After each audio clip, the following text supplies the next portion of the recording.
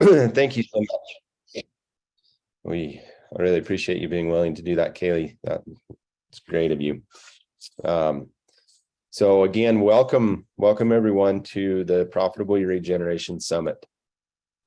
I had the idea to do this probably years ago, and you know how great ideas, when not acted upon, they just kind of fizzle and fade.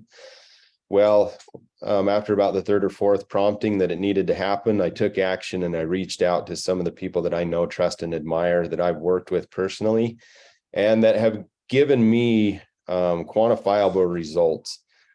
And I've asked them if they would be willing to join us in this venture, and each of them said yes. And so I've marketed this as the Regen Ag Dream Team. It's like I feel like I'm completely out of my league here with these people, because you know, I'm just a young wannabe agriculturalist, I feel, even though I've done it my whole life, and these people have decades of experience, knowledge, and wisdom.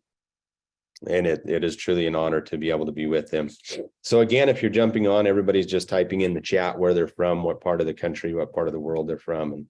And it's awesome to see that there are people outside of the United States. So William, can you go ahead and make Allan Crocket a co-host with us?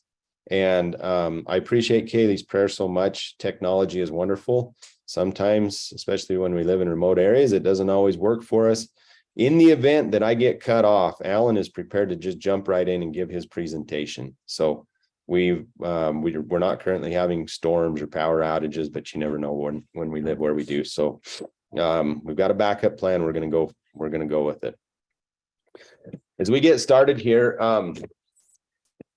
I just wanted to give a brief introduction, lay some ground rules, and to make this the most profitable experience for each of us as we are here today. I respect the time that you are taking to be here. And even though this is a free event, yesterday I did a Facebook Live to be able to share more about what this is about. And I put in there that this event has at least $1,000 value. Like if you were to pay to go in to hear these speakers speak, $1,000 would be a great value to hear them speak, and you get to do it for free. That being said, we're going to treat it like each of you paid $1,000 to be here, because we want not only to give that level of commitment as presenters, but we want to 10x that. So in other words, if you paid $1,000, I hope that you will walk away with a $10,000 idea, not only at the end of the summit, but the end of each day, maybe even the end of each presentation. And how are you going to do that? Well, we're going to talk about that as we get into this, kind of the ground rules here. So I'm going to share my screen, and we will go to okay, we'll go to slideshow. Does that look okay, William? Okay, awesome. So this is our ranch in Ruby Valley, Nevada. We'll talk a little bit about more where we are geographically in a minute. Just as we get started here, this is, I know we're not face to face. I know we're not able to interact. I wish we could, but this is the best that we can do. And so let's make the best of it. I invite you to find something to take notes. That could be your phone. That being said, don't be distracted by it. We'll get into that ground rule in a minute, but set at least one intention, ideally 3 intentions for this event. What you want to walk away with. Maybe the burning questions or things that you are just, they keep you up at night, things that maybe cause stress or contention. Maybe they're things that, you know that there's something more that you could be doing, but you don't really know how to do that. So right now, we're going to take like 3 minutes, and let's set 1, 2, or 3 intentions for what we want to get out of this class. So I've got my timer going here. We'll just pause, set your intentions for the class. And William, people are coming in, okay? Okay. Set your intentions for what you want to get out of the next 3 days here.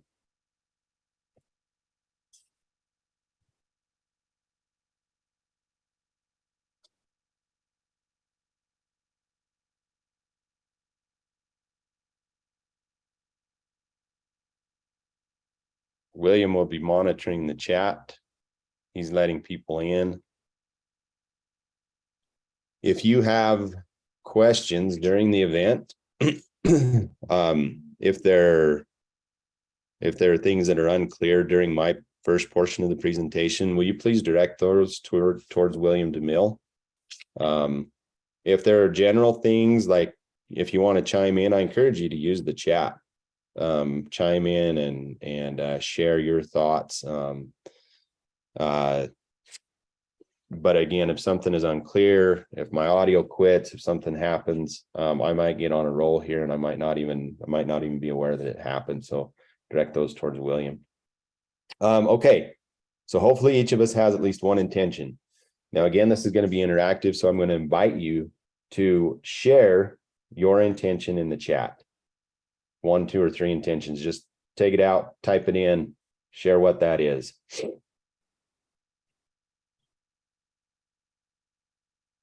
And then William, would you pick maybe 2 of those intentions, 3 of those intentions that you could share from the chat with the group, and just let me vocalize those.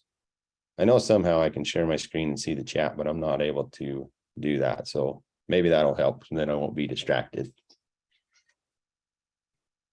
So again, your intentions for the meeting, go ahead and share those in the chat.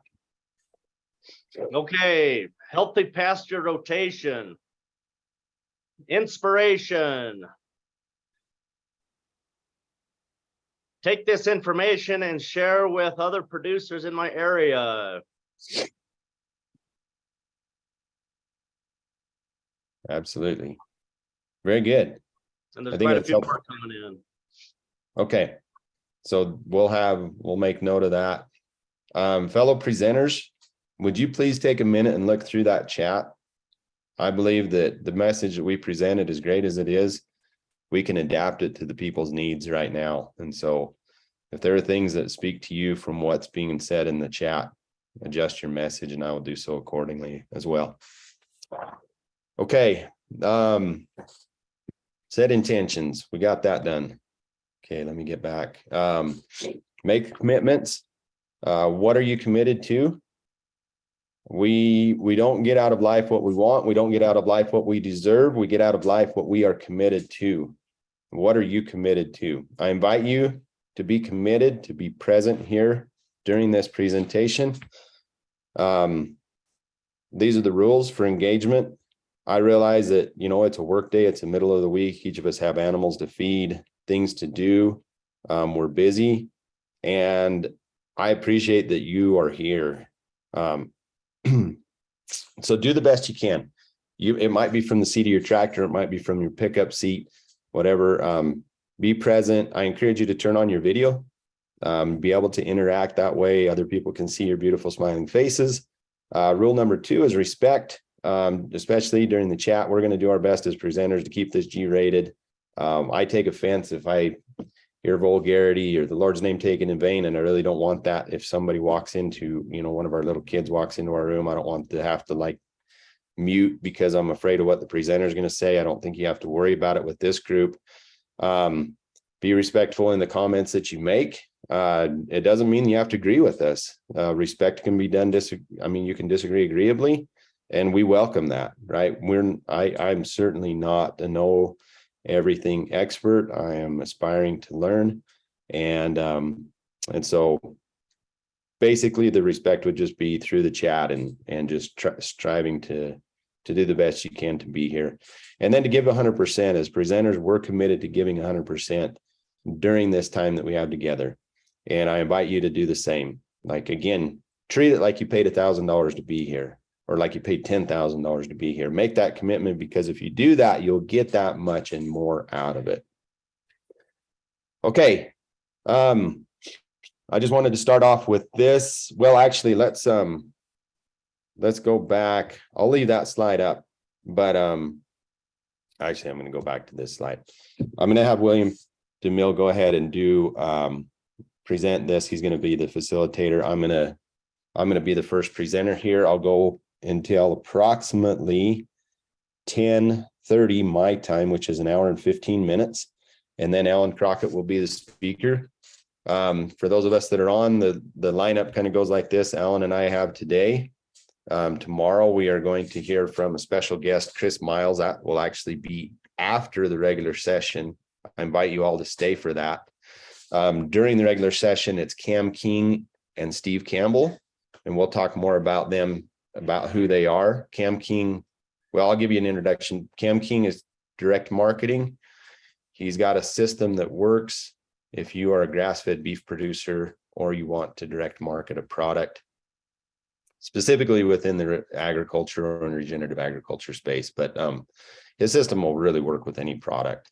And then Steve Campbell, great friend, wonderful person, is going to speak to us about the right genotype and phenotype of livestock to work in our environment, the types of cows that are going to make us money versus costing us money.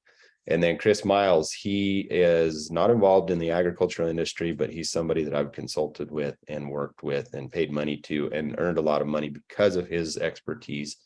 He's going to talk to us specifically about how to be able to tap into the equity that we have in our land to do off-farm investing so that we can not subsidize our farm, but I think as a steward, we can utilize that equity to be good stewards and to be able to generate income and help when things are lean, maybe within our enterprises. So that's what we've got tomorrow.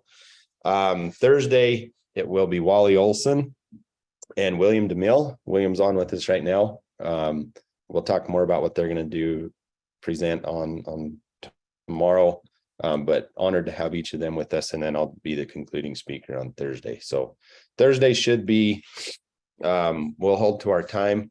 One of the things that we're considering doing is offering this as a recording with lifetime access. And so if we can figure out how to get that done, with my son and I, we're not as, he's a lot more technologically advanced than I am. We hope to have that offer out by the end of this summit. So $47 is the price for those who attend. And with that, you'll be able to jump in on an extra hour with the presenters that are able to be present and get your questions answered at the end of the summit. So that alone is worth the $47, but you'll get lifetime access to the recordings as well. Okay, that's all the housekeeping. That's all the groundwork. Let's jump into the meat of this. William. Okay, I'm glad to be here today. And Jared asked me to introduce him a little bit. So I've known Jared for almost 20 years. He came to a class I taught way back then, and we've kept in touch a little bit over the years. But the last couple of years, we've been working very closely together. I'm here on the ranch where Jared lives. And Jared and Selena, they work together on the ranch. They are partners in everything they do. They've been married 25 years. They're the parents of 9 children. And they have their first granddaughter. They are third-generation ranchers here, and they manage their operation on both sides of the mountain, one in Ruby Valley and one here in Clover Valley. And as partners, they're out there on horses together, managing cattle, moving cattle, roping cattle together. They both partner in all the work of the ranch and in the family, and we couldn't have a better example of Americanism and freedom and promoting regeneration. They've been working in the regenerative agriculture world for the entire time that they've been ranching, so that their whole lives as married people. So about 20 years this ranch has been in a regenerative work. So he is a great person to listen to and to learn from. And I'd just like to personally thank him for putting this together, because we need more people in the world talking about this. So I will go ahead and turn the time over to Jared. Thank you, William. I really appreciate that introduction. And yes, we have been involved in regenerative agriculture before it was even called that. I think that is my heritage. That's what I grew up with. My dad and my grandpa had the motto, take care of the livestock and the land, and they will take good care of you. My family has a background of running sheep. We started out, my grandfather started out in southern Utah and ran cattle down where Brandon Atkins from, or ran sheep down where he's from, and on the Arizona Strip. Moved to Nevada and let's see, the late 1930s, early 1940s, and then moved to Elko County, and started the ranch that we're now on. And it's evolved quite a bit from the time that my grandpa had it. We no longer have sheep. We sold off the last of the sheep in the 1990s, early 1990s. And we run 100% cattle, and it's even transitioned somewhat from that also. And we'll talk a little bit about that.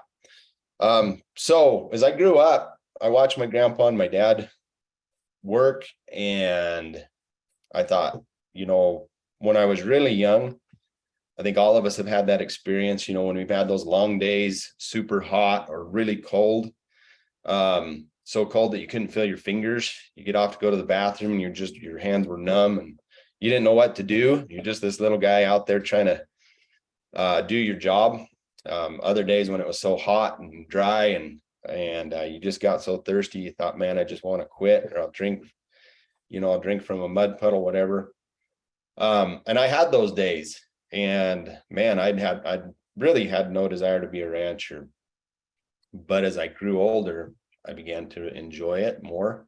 I began to see the aspects and the rewards of ranching. And about 12 years old, I decided, it was a conscious decision. I decided this is what I want to do. And I let that be known to my dad, and I had a 4-H flock of sheep, and we kept that growing. And then later in my teens, became a partner with my dad in the commercial sheep business, and had a cow herd and worked towards being a rancher. When I was 18 years old, I went to the Deseret Ranch in Florida and was able to do an internship there. Really enjoyed the time that was there. I was able to work with Paul Janot and other great leaders, and gained a lot of experience. One of the best things that I learned by working for somebody else, and especially in more of a corporate environment, was that I didn't want to work for somebody else my whole life. Like, as much as I enjoyed it, and looking back, it was pretty stress-free lifestyle. And maybe part of me craves that now, of the stress of ownership that we all feel as owners. But I also didn't feel like I was building something for myself. And so I knew that I wanted to come back and I wanted to be on the ranch. And so that was my decision. Served a mission to South America, to Colombia. I know we've got some Colombians on here. They're not people that I knew. So it's, or maybe a couple of them are, but grateful that they're on. Love the people in Colombia, love the South American culture, the Latino culture, and came home and was blessed to find somebody who loved agriculture and ranching as much, if not more, than I do. And so Selena and I got married, and we, just expected life to be happily ever after. So this is our family now. We just had a missionary come back that is not in this picture. He came back over Christmas break, and so he's green as grass, trying to adjust to non-missionary life. And so, yeah, we got married, and we just thought, we're going to live happily ever after. With 23 years old, my mom and dad said, hey, they'd cared for their aging parents until they died. And they said, we want to go and serve missions. We want to go and do other things. And so they said, would you guys be willing to take over management of the ranch? At 23 years old, I thought I knew everything. And I said, of course, heck yeah, that's all I've ever wanted to do. You bet. And so ignorance on fire here, mom and dad left, and we had a young family, a couple boys at that time, or I think just one boy when they left. And we thought, we got this. We know all the aspects of the tactical parts of ranching. We can do this. And granted, dad had very good systems in place. And so all I had to do was not screw up too bad, and it would work. Well, 2 years later, the wheels started to come off. I realized all that I didn't know about the business side of ranching. And I really was looking for answers and looking for mentors. And my dad wasn't there working beside me, so I couldn't turn to him. My grandpa had passed away. I did have, my father-in-law and brother-in-law, and they were a great support. But I realized that I could go and I could check heifers and pull calves and irrigate and fix fence and do all those things, but I had no idea about running a business. I didn't know about building a cash flow budget, enterprise budgets. Even though I'd studied a little bit in college, it was more theory. And then when it came down to actually making decisions on the ranch, it was a baptism by fire, and honestly, it was a sink or swim, and we were kind of drowning. Fortunately, I was invited by a good friend to attend the Ranching for Profit school. And I went there and I found out that, I can no longer blame the weather or the market for the way things were going, right? There were some situational things that we faced, like drought and like an overabundance of wild horses on our BLM allotment, extremely hard winters and things like that were somewhat out of our control.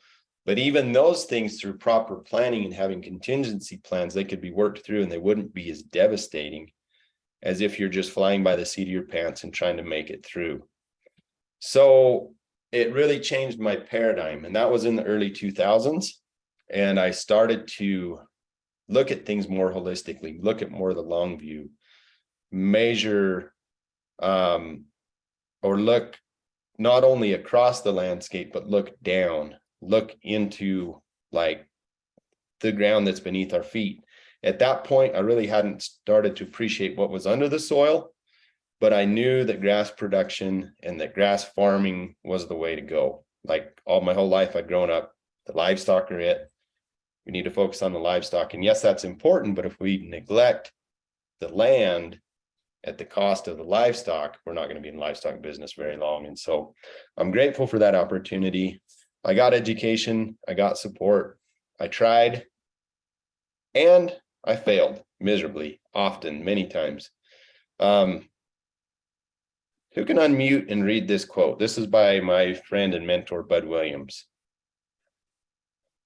I'm going to be doing a lot of talking here. So, let's see.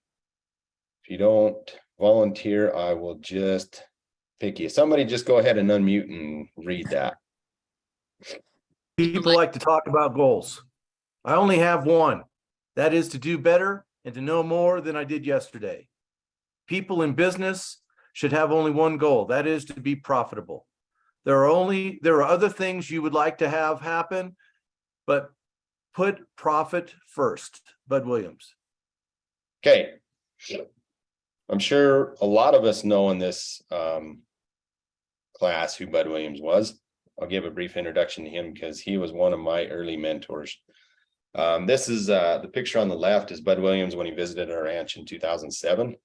After going to the Ranching for Profit school, I heard it seemed like a lot of people were talking about this guru stockman named Bud Williams. And so he came to Logan, Utah, and I had the opportunity to go to his class, and I sat down at lunch with him, and I didn't know enough to ask an educated question. I just felt, again, completely out of my league. Like, he knows so much and I know so little, but he could be very brusque with some people, but Bud with me was always very humble because I think he knew that I was hard enough on myself. So I learned about stockmanship, and we were managing a large BLM allotment, and we were also managing some private land. And I heard about placing cattle and being able to use stockmanship to get in the high intensity, short duration that we all are striving to do on rangelands without fences. And so I thought, I'm a pretty good cowboy. We've got a pretty good crew. We're going to do this. And so we tried it, and it led to a lot of frustration, a lot of stress with the cattle. Not so much a huge drop in production, but definitely it was stressful because we didn't have all the principles in place and we didn't have the experience. And so we kind of failed at that. And the tendency is just give up and go back to what you know and what's comfortable. But I remember that fall, I called Bud Williams and I told him about what we were trying to do. And I was asking him questions and just told him, man, I don't feel like I can do this. And he stopped me mid-sentence. He said, Jared, quit beating yourself up. There's plenty of other people that are going to do that for you. And I just, I'll always remember that because he's like, now you know enough to know that you messed up. Now you know what doesn't work. Try something else. And he was just very matter of fact, very just like, okay, go back to the basics. Remember how to start movement, how to direct that movement, how to speed it up. Those are the basics of stockmanship, right? And And so he became really a direct mentor to me, even though I didn't work with him one-on-one very often, other than the time that he came to our ranch, and he did that very graciously. He and Eunice came after they attended a stockmanship class in Elko. I went on to take his marketing class and worked with him, and also with Wally Olson, who you'll hear from in a couple days, and strive to implement the principles of livestock marketing that he taught, which Wally will get into the nitty-gritty and how that works. And whatever our enterprises are, like, we can apply those Bud Williams marketing principles. So I got education, I got support, and I felt like, now I had hope, because I had a team around me.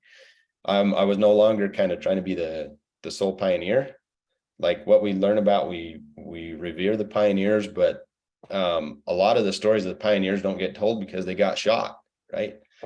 They were the ones, they didn't survive. The ones who were successful and survived, they're the ones that lived to tell the stories. And so I didn't want to be that solo rugged individualist anymore. And I realized I had to take a lot of humility, and I had to really learn from others, and especially learn from experience, if I was going to truly progress. And so I did that, and it's been a journey. It's been a journey which has carried on. I'm grateful for the mentors that I have. I'm grateful for the individuals who have influenced my life. This is a picture of our ranch in northeastern Nevada. So outlined, I don't know if you can see my cursor here, but 2 locations, as William mentioned. There's Clover Valley, where we're at in the wintertime. There's Secret Pass and Ruby Valley, where we're at in the summertime. So we operate on about 14,000 deeded acres. We lease an additional 12,000 privately owned acres of mountain. And then we've got a couple little Forest Service allotments also.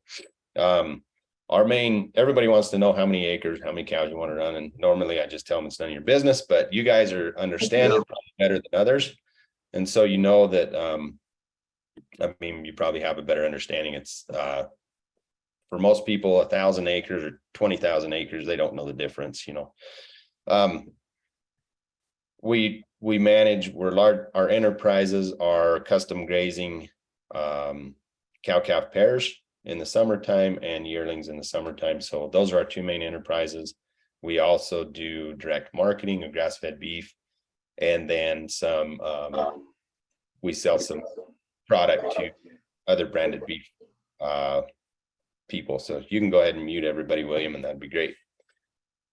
So that is a little bit about our background. This is the base property is the same as what my grandpa put together. Some of it's been divided amongst other family members. So the BLM allotment was sold about a decade ago, and then the Clover Valley property was the last property that was added to the ranch. And then just to zoom out a little bit. Oh, there we are. Okay, so that's kind of where we're at in perspective to the state of Nevada and to the west. One of my mentors was my grandfather. He was born in 1900, and he lived to be almost 97 years old. He died just before his 97th birthday. He was known as somebody who was very outspoken, very bold, very courageous. He was born before flight, before automobiles, and to think about the things that he saw in his lifetime and how things evolved.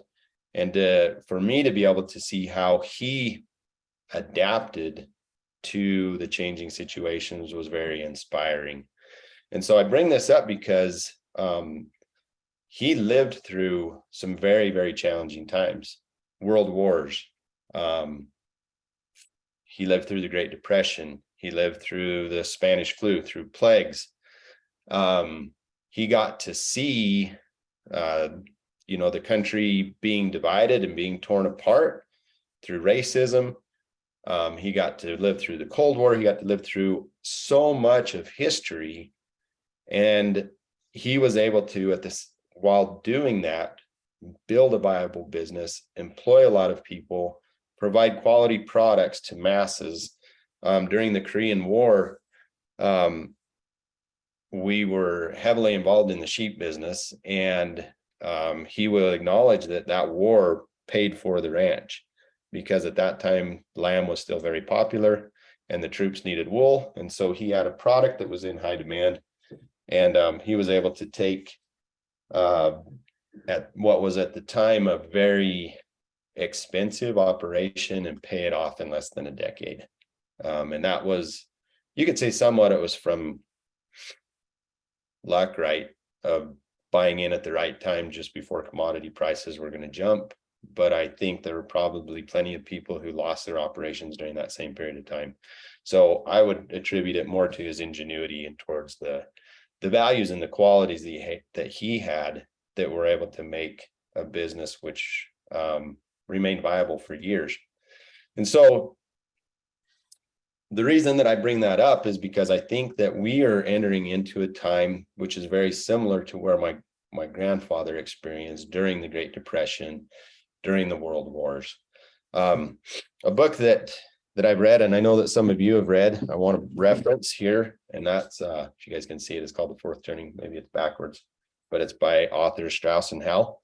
The reason that I want to bring that up and felt like this should be part of this presentation is because, again, this is maybe things that are paralleling our day. Mark Twain said that history doesn't repeat itself, but it certainly does rhyme.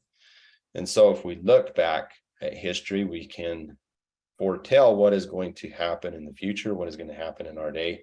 And their signposts and their signals, they're not, I don't think anybody can directly predict exactly what's going to happen. And if they claim to, you should probably run far and fast from them, because nobody knows. But there are people who can help you to learn from the past and prepare for the future. And so that's the whole point of this presentation as we jump into it. Okay, so the whole basis for the Fourth Turning book is that we live in these different seasons or saeculum, or turnings. So those words are kind of used a little bit synonymously. They're compared to the four seasons of spring, summer, winter, and spring, summer, fall, winter. I think that's the right order. And and so we're going to talk a little bit about the differences between these cycles, identify more or less where we're at in this, and spend most of the time on how we prepare for what is to come, or to get through what we're currently facing and prepare for what's to come. Because that, I feel like, as a steward of the land, and also as somebody who has the calling to be able to share truth and information that will help others to prepare, that this is something that has tremendous value. And so I hope you can see, like, it's more than just a theoretical academic exercise. This is like, take what you're learning and apply it to what decisions you can make today. Okay, so let's if we look at this,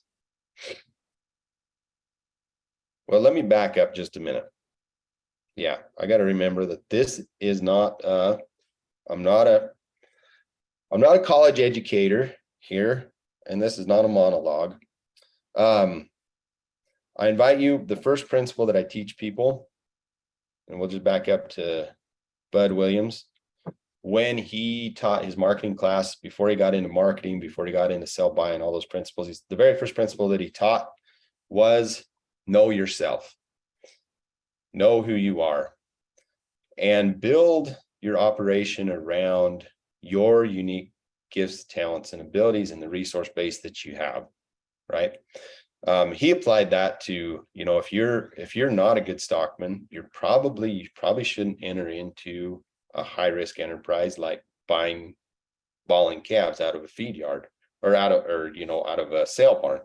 That's probably the highest risk enterprise that you could do. If your skill level is not there, go buy some dry cows, go do something else which will fit your skill level, and then couple that with what it is that you enjoy doing, what you really like to do.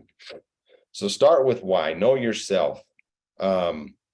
Second would be have a vision for what you want to create, right? Allan's going to talk a lot about this in his presentation, or at least mention it. 3-year vision is something that our subconscious mind can get around. If we go out much further than that, we can't really focus on it. But where do you want to be in 3 years? And then work backwards. That would be the third principle, is work backwards from that. So starting with why, number one, know yourself, create a 3-year vision, work backwards. What do you need to do this year, this week, and today to be able to create that vision? A lot of us have visions, and we write them, we post them on the wall, and maybe we read them in our meetings. At least those of us who've gone through maybe ranching for profit or holistic management training. But it's interesting to see, like, how closer are you this year than you were last year to creating that vision? And is that vision, are you evolving with that? We can always have that 3 years out ahead of us. But it's not a one-time set it and forget it vision. It's something that we grow with, and it will change. Like, as we get a different vantage point, we're going to absolutely change that vision. So with that as kind of the foundation, let's jump back into the principles of the fourth turning. So if we look at this, the high can also be called the founding period. And don't get too worried about the little words in there that you can't read, because you can look it up online, and I encourage you to read the book. But let's start with spring, and that's the founding period. That's the time when there is a lot of optimism, when there's a lot of hope, there's strong moral values, there's strong families, the economics are generally booming. They've come out of a hard time and a crisis. They don't want to go back to that. And so they're very much looking towards the future. And so that's a springtime. If you think about the founding of the United States, would probably be the best thing that I'm familiar with. Like the amount of optimism, they've just gone through the Revolutionary War. They have a constitution in place. They're looking forward with hope towards a better world for themselves and for their families. And then we come to the summer, which is an awakening period. It's that second turning, that second segment of that cycle. In that part, people begin to question the status quo. They seek for change. Sometimes there can be inequality for the masses. Generally, there's still a level of prosperity, but there's beginning to be more division, more divisiveness. So if you think maybe to what led up to what were the beginning rumblings of the revolution, and we move into autumn, into the unraveling, and that period, I was going to try to zoom in, but I guess I can't do that. Oh, there we go. Maybe. No, I probably messed it up. Let's go back. Okay, so during that period, again, you're kind of becoming more selfish, more look out for me, not so much reach out to others. And that leads to a winter or a crisis or a fourth turning. In that era, if you think about the World War, specifically the Second World War, the Revolutionary War, generally there's a war associated with that crisis that happens during that fourth turning. And so the morals tend to decay, family values tend to kind of go out the window. People are becoming more divisive, and they begin to lose hope. They're trusting in the government to help them. There's a lot of blame. There's a lot of guilt playing upon other people, and they're not taking personal responsibility. So before we jump into like what that next section is, I know Shannon Brooks has like studied this in depth. Are there any, like, I don't want you to go super deep because we don't have 5 days to do this, Shannon, but any principles that you want to bring out about specifically the first, second, and third, well, any of these turnings, specifically the second, third, and fourth? Okay, I'll go real fast. The point that I always like to bring out about the founding era is this is an era that comes after a total downturn, a destruction of all systems as we know them, the economy, all those kinds of things. And so everybody in the founding era, the first turning, is really excited about moving on, about not making the same mistakes as we did in the past and try to do things. And so as new systems are set up, people are very willing to follow the rules because they don't want to repeat what we just went through, right? In the second, or the turning or the awakening, this is a period of time where the young people are now growing up, and they don't understand the reason for all the rules. And so they tend to fight the rules. So people in high school, people in colleges, they don't understand why we have these traditions and all these things. And so they tend to fight against that, but they have no political power, so they can't do much about it. But they become adults in the third turning or the unraveling, and they fight against those rules from positions of university presidents or mayors, or strong political positions, or owning businesses. And so they tend to start breaking down those rules in the third turning, which then of course eventually leads you to the fourth. Perfect. Good overview of that. I appreciate you doing that, Shannon. So Shannon Brooks is the founder of Monticello College. If you guys want to learn more about these economic principles and specifically about the fourth turning, reach out to him. It's great to have him on this class because he's paid the price, he's read the book, and he teaches these principles every day. So the point of this is just to get an overview of what is happening in history. This has happened since the settling of America. There are other cycles that happen in different parts of the world, but this definitely is something that repeats.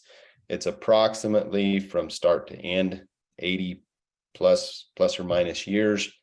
And so the average lifespan of a person, everybody's going to live through these 4 cycles. And my grandpa certainly did. Again, that's kind of why I brought him in, is because he got to see each of these. So what do we do to prepare? If you look at this, now you can kind of see some of the things that happened during this crisis period or this fourth turning. And I think this chart was put out. I don't even know who put it out for sure, but they predicted some of the things that might happen into the future.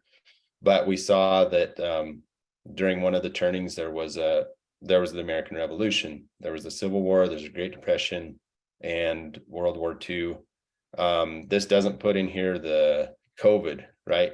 Definitely that could be the crisis, that could be the catalyst, which is pushing us into this, deeply into this fourth turning, and pushing us towards the first turning, towards that founding. So we don't know, there's not exact dates, but just as we know that summer follows spring and fall follows summer, and that when we're in the middle of winter and we look outside and there's 2 feet of snow outside, we know that spring is going to come eventually. We don't know the exact date. We know the calendar date, but it will come. And so what are we doing to prepare for spring to come? And that's what we want to move into. Let's see. Okay, so these are some of the things that happened in approximate dates in American history. The last turning, we came through World War II. America was a superpower. There was a ton of innovation that happened in America during that period. There was great prosperity. There was great growth. And I'm not saying that all of it was good, right? Was there exploitation? Was there inequality? Absolutely. Some of those things were happening at the same time. But we get to decide as a society, and I think specifically as agriculturalists, we can play a huge part in whether this next turning will be for the positive or for the negative, because we're really at a point when we are going to move strongly towards freedom, such as in the founding era of America, or we're going to embrace full-blown socialism, whereby we're going to be dependent upon others, specifically the government, for our basic needs, for our economic needs, and even worse than that, it could be, full-blown communism. And so why do I bring these things up in an agricultural discussion? Because, you answer that question. How does this apply to you?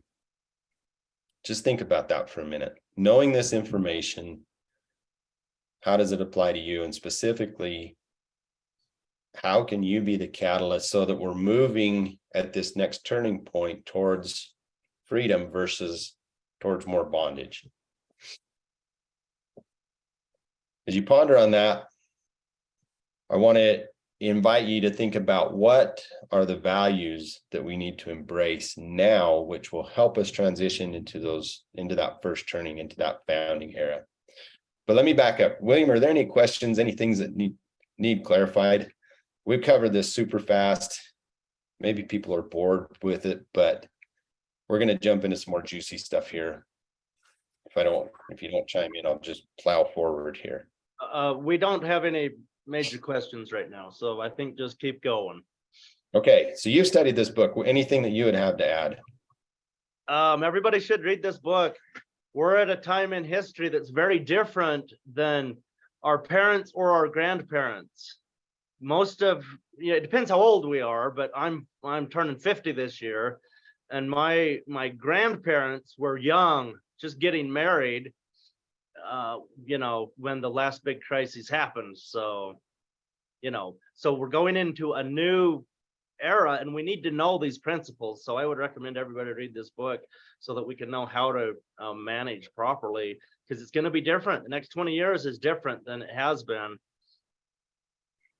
Yeah, and you bring up a good point by that, William, is that a lot of the people that we know and trust, specifically our parents, they're going to give us the best advice that they can give us, but it may not be the best advice for us because it was the advice that got them through their challenges, but it's not going to get us through this next set of challenges. And again, that's why I come back to my grandpa, because if I could have him here beside me talking to you today, or if I can talk vicariously for him to you today, then I can share what he would say that got him through that crisis period, right?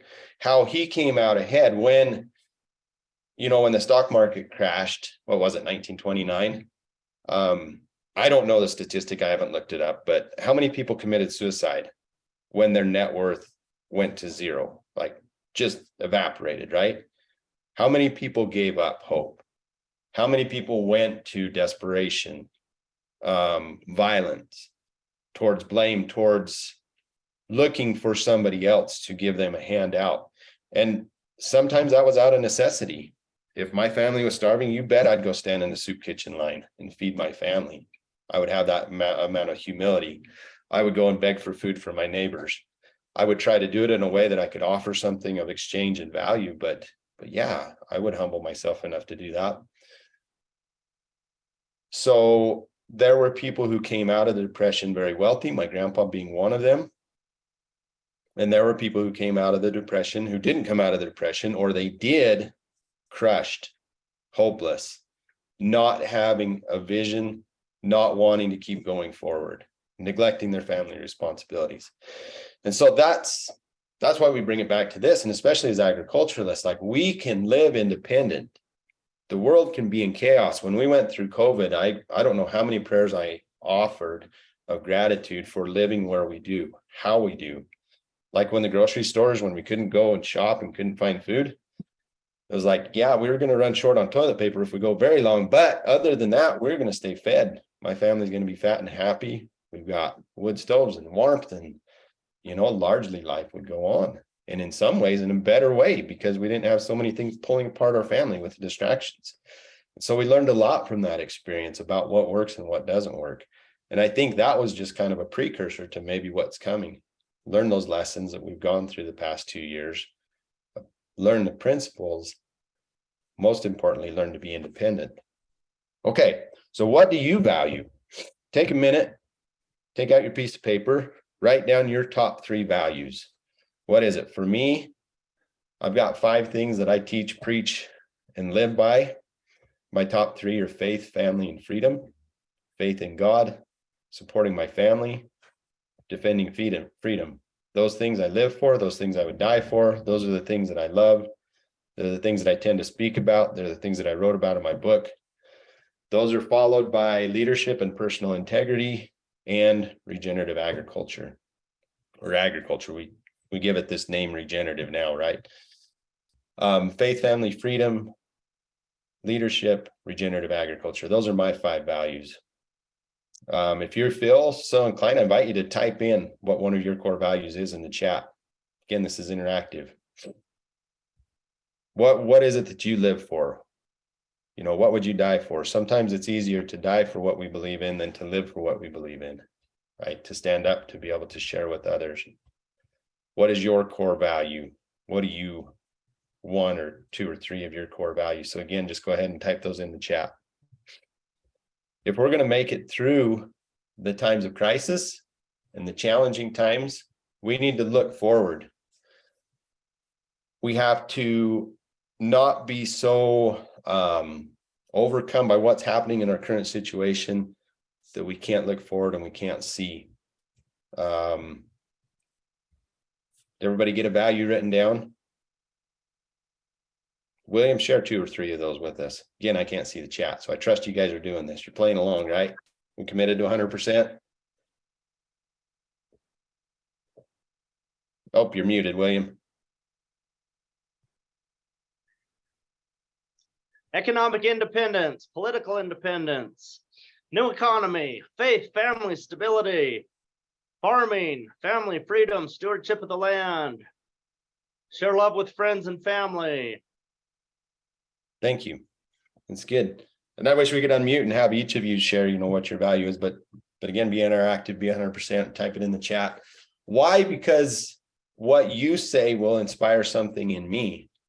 What you share, I might be like, man, yeah, you bet. I could incorporate that into my values. That's something that economic independence, economic freedom, absolutely. I believe in that. And coincidentally, it falls into freedom. You know, I think one of my core values of faith, family, freedom for me incorporates in economic freedom, freedom to choose, freedom to be able to work at the work that I want and allow that same opportunity for my children. Okay, so here's some of the core values. Some of us have learned from Oliver DeMille, which is William's brother.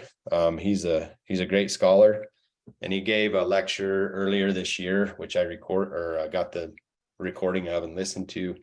And so I'm going to plagiarize a little bit, but I give full credit to him. So it's not plagiarism, but these are from Oliver DeMille, and some of them I have come up with on my own. And so embrace the values of the first turning to make it through our current turning. Number 1 is family. We must begin now to strengthen our families, right? We hear about divorce rates. I don't know what the current divorce rates. They say 80% of statistics are made up. So I can make up a statistic. Everybody says it's 50%. Maybe it's 50%.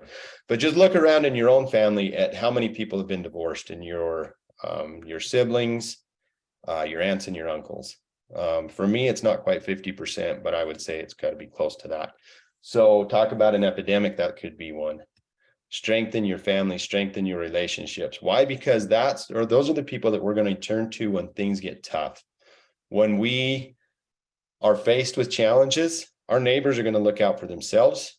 Then they're going to look out for each other. Family will check on family first. And so be the catalyst for strengthening your family, for creating unity.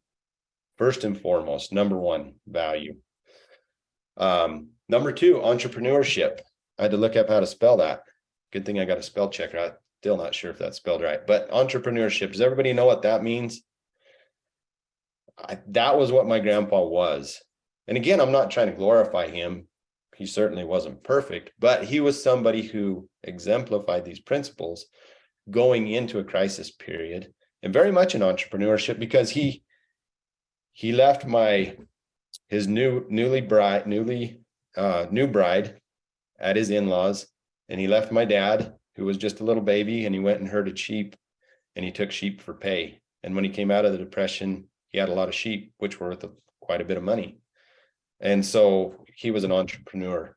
Innovation. Again, think about what happened after World War II and all the things that were innovated, and during World War II especially. Some of those things were for good. A lot of the problems that we're facing in agriculture were because of that transition, and it talks about this in Kiss the Ground and other books, but we took all the technology that we created, including how to create nitrogen and bombs in World War II, and we used that as fertilizer post-World War.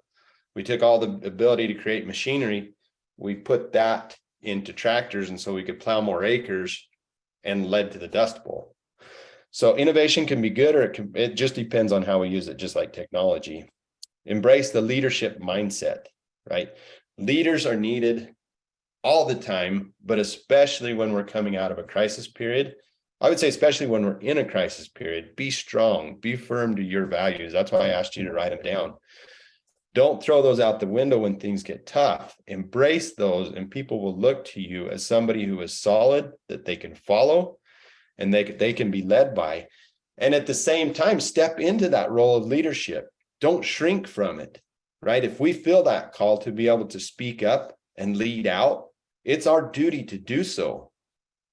And if we don't do so, it could be to our, not only our condemnation, but to the people that we were supposed to help get through this.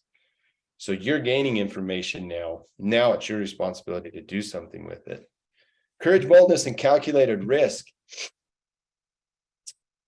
Those are the qualities of somebody.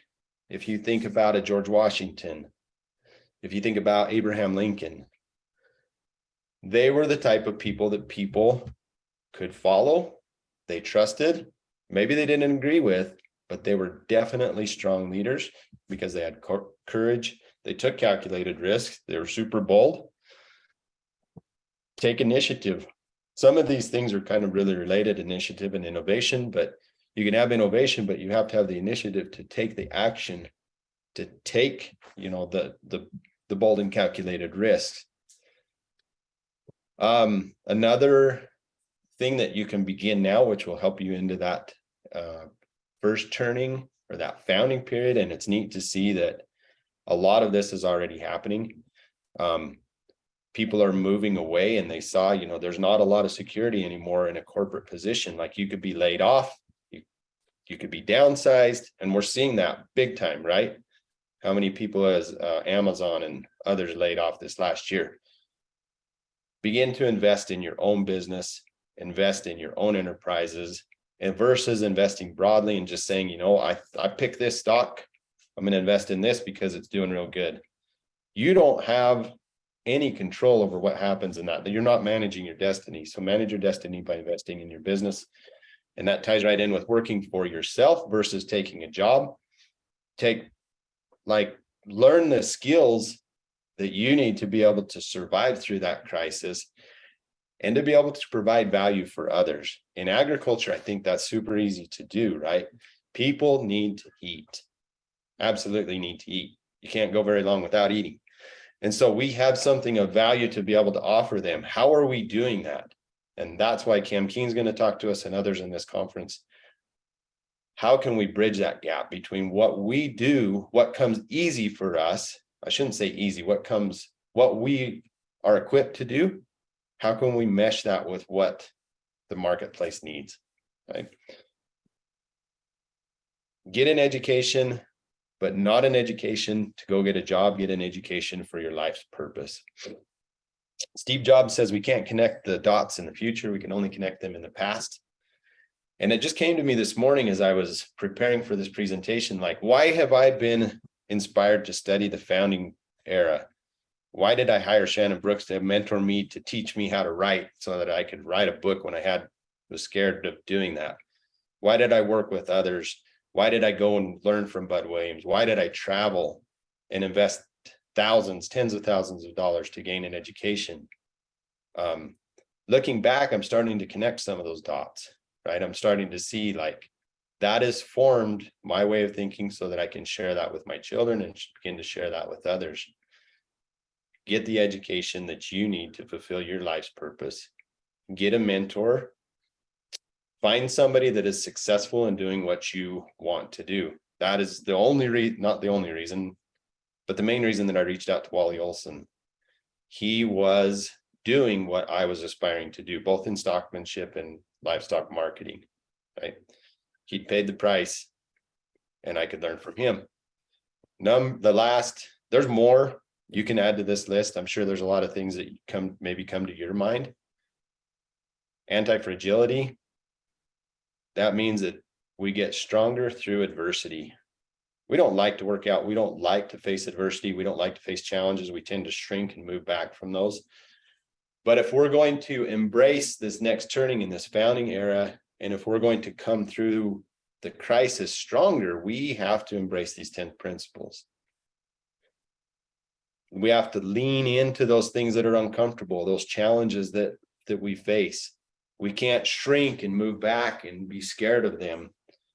When we feel those inklings and that inspiration to do a summit, which is super uncomfortable, which I didn't know how to build a landing page.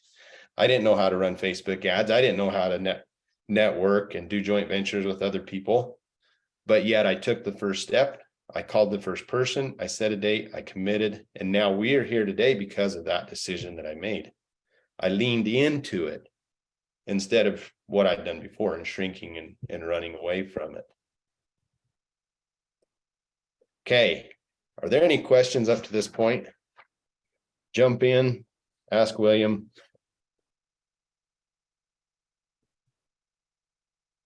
We're doing good on time. Allan's getting revved up and ready to go, but we're going to put some concluding points in here. So as we embrace these 10 principles, we also need to look at, is our home in order? Right? Are our finances in order? Is our debt manageable? That's what many of these speakers are going to be talking to us about. I won't go into depth about that, but get your homes in order. If you're taking notes, that would be, it's not necessarily a first turning principle, but you could certainly add it to that list. Probably not the most popular topic, but I think it's something that needs to be brought up. If we are going to be independent, we need to be independent from subsidies, both subsidizing our businesses with unpaid or underpaid labor, and also subsidies from outside, be it from the government generally. And in America, again, I don't know what statistic, and I won't even try to make this one up, but how many farmers and ranchers take some type of subsidy, whether that's drought insurance or USDA payments or whatever. Certainly, I don't know that it's morally wrong to do that. In our business, we've chosen to take a different path, and I know other businesses that are, but I would encourage you to consider, have a meeting about it, talk about it, pray about it. Is this right for us? And then work towards weaning yourself off of those, because they're not always going to be there. I don't know for sure. Here I am trying to predict the future. I don't think they can always be there. I think on the course that we're on of spending in America, that if something has to get cut, farm subsidies will be one of them. They're just a way to manipulate. They're not a way to really do what they were intended to do. Manipulate people to react in the way that they want them to react. And it is a form of socialism. And so I guess I can be that bold and just say that from my standpoint. I know some fine upstanding people which rely on government subsidies to make ends meet. But again, if we're going to be independent, if we're going to move into this first turning with confidence, that's one of the things that I think we need to take a really, really hard look at and determine if that's really right for our business. And then treat your business like a business. You know, one time when I was at a mastermind group with some individuals, super great family. They were the most go-getting family, large family like us. We really resonated with them. And when they started talking about their business, they had at least 3 different businesses, and each of those businesses had, well, I shouldn't say each of them, but they were managing 3 businesses, 3 LLCs, independent businesses with names and business cards and everything. And then most of those had at least 2, if not 4 or 5 enterprises within those businesses. So they had all these plates spinning and they could manage it. But this was one of the times when I felt bold and I said, I'm tired just hearing you guys talk about this. This is not sustainable. You have a very expensive hobby, and at the end of the year, you're not making any money. And that's why they were in that group, right? They were doing all these things and they didn't know what was working, but they were doing it. They were working hard and they felt good about it. And granted, they were doing some good things and having an influence.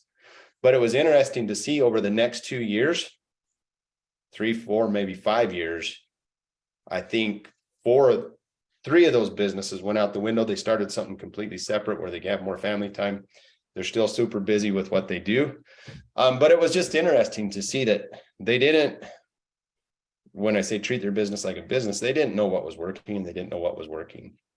And when they found out what wasn't working, they had the courage to cut it off and say, we love it, but it's not fitting for us. It doesn't fit our vision. So, along with that, and I've already talked about pay fair wage and compensation to all the people that are involved, including yourself, right?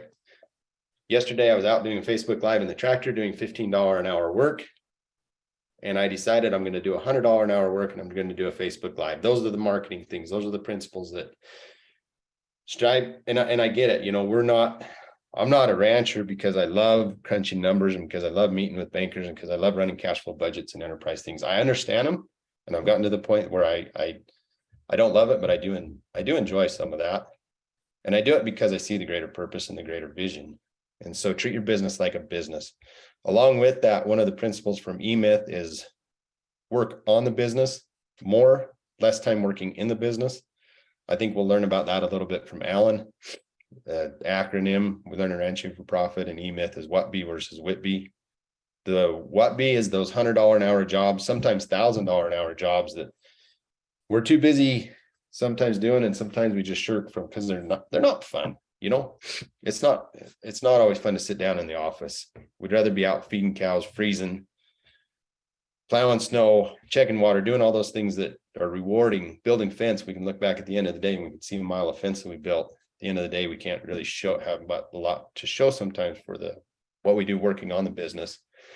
Allan Nation said, a rancher's most important job is to think.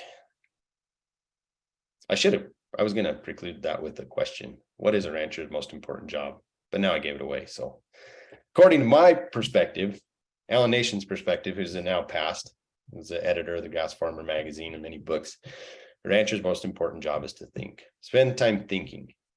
So even when you're out doing those menial $15 an hour tasks, which you could be delegated, but maybe you enjoy doing them, and that's fine, and that's good. You know, spend that time thinking. And I know that's what my dad and my grandpa did. Like they spent a lot of time behind the wheel of a pickup.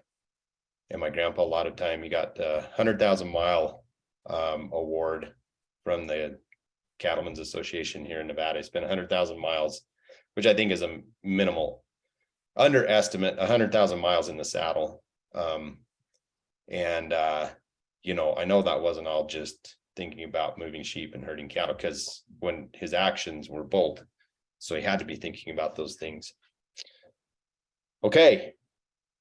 These are some awesome principles, you guys. I hope this resonates. I hope you have some tangible action steps that you can take because of what we're learning here today.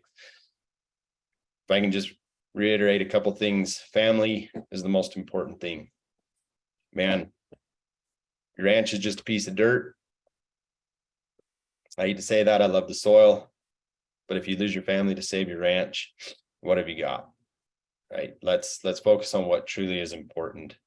All these other things are secondary. They're super important. They're going to help us get through this crisis that's coming, which we're probably in the midst of, and we don't really know it yet. And this is not conspiracy theory. It's not doom and gloom. I'm just, again, looking at the past to be able to predict what the future is going to be. With that, I want to give away some books. So you guys are here, showed up, you participated, given 100%, right? So this is going to be very objective, hopefully. So what I'm going to do, I've got this set of books here. I've got them here on my desk. David Montgomery, you're looking at it backwards. Nicole Masters, awesome, all good books. Dave Pratt, Joel Salatin, some Yahoo named Jared Sorensen. It's really a good book. It's my favorite. And Kiss the Ground by Josh Tickell. So you have the opportunity to win this little raffle here for 3 of those books. You tell me which ones you want, and I'll send them to you either in hard copy or on Audible credits, so you can listen to them. Except for mine, because I don't have it on Audible yet. Don't hold that against me. So I'll have to send you the hard copy. If you pick mine, you should pick mine. Get a lot of brownie points if you do that. But no, this is very objective. So what I'm going to do, does everybody know where your, what is it here? You have to go to your hand gestures and you have to raise your virtual hand. How do we do that, William? Caleb raised his hand. Okay. Oh, you guys got it. Okay, there we go. So we're going to put everybody's hand. Now, how do we do that? Somebody smarter than me, tell me how we did that.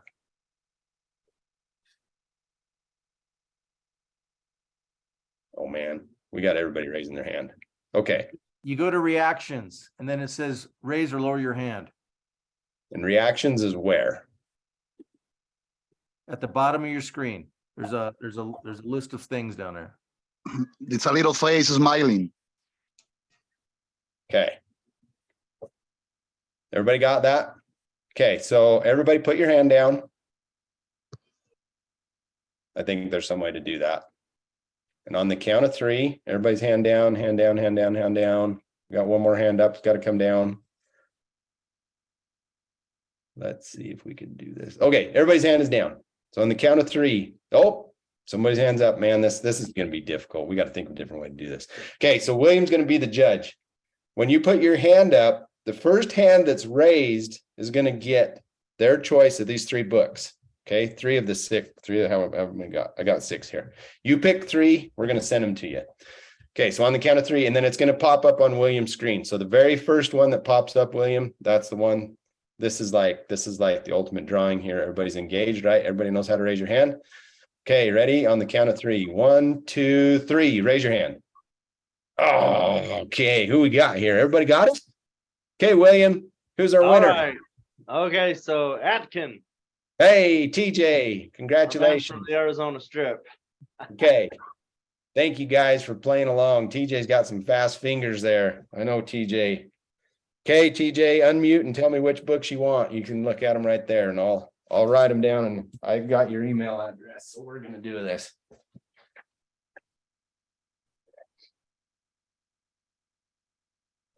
Are you there, TJ? Go ahead and unmute and tell us what you. Yeah, I'm there. The Turnaround, Searching for Home.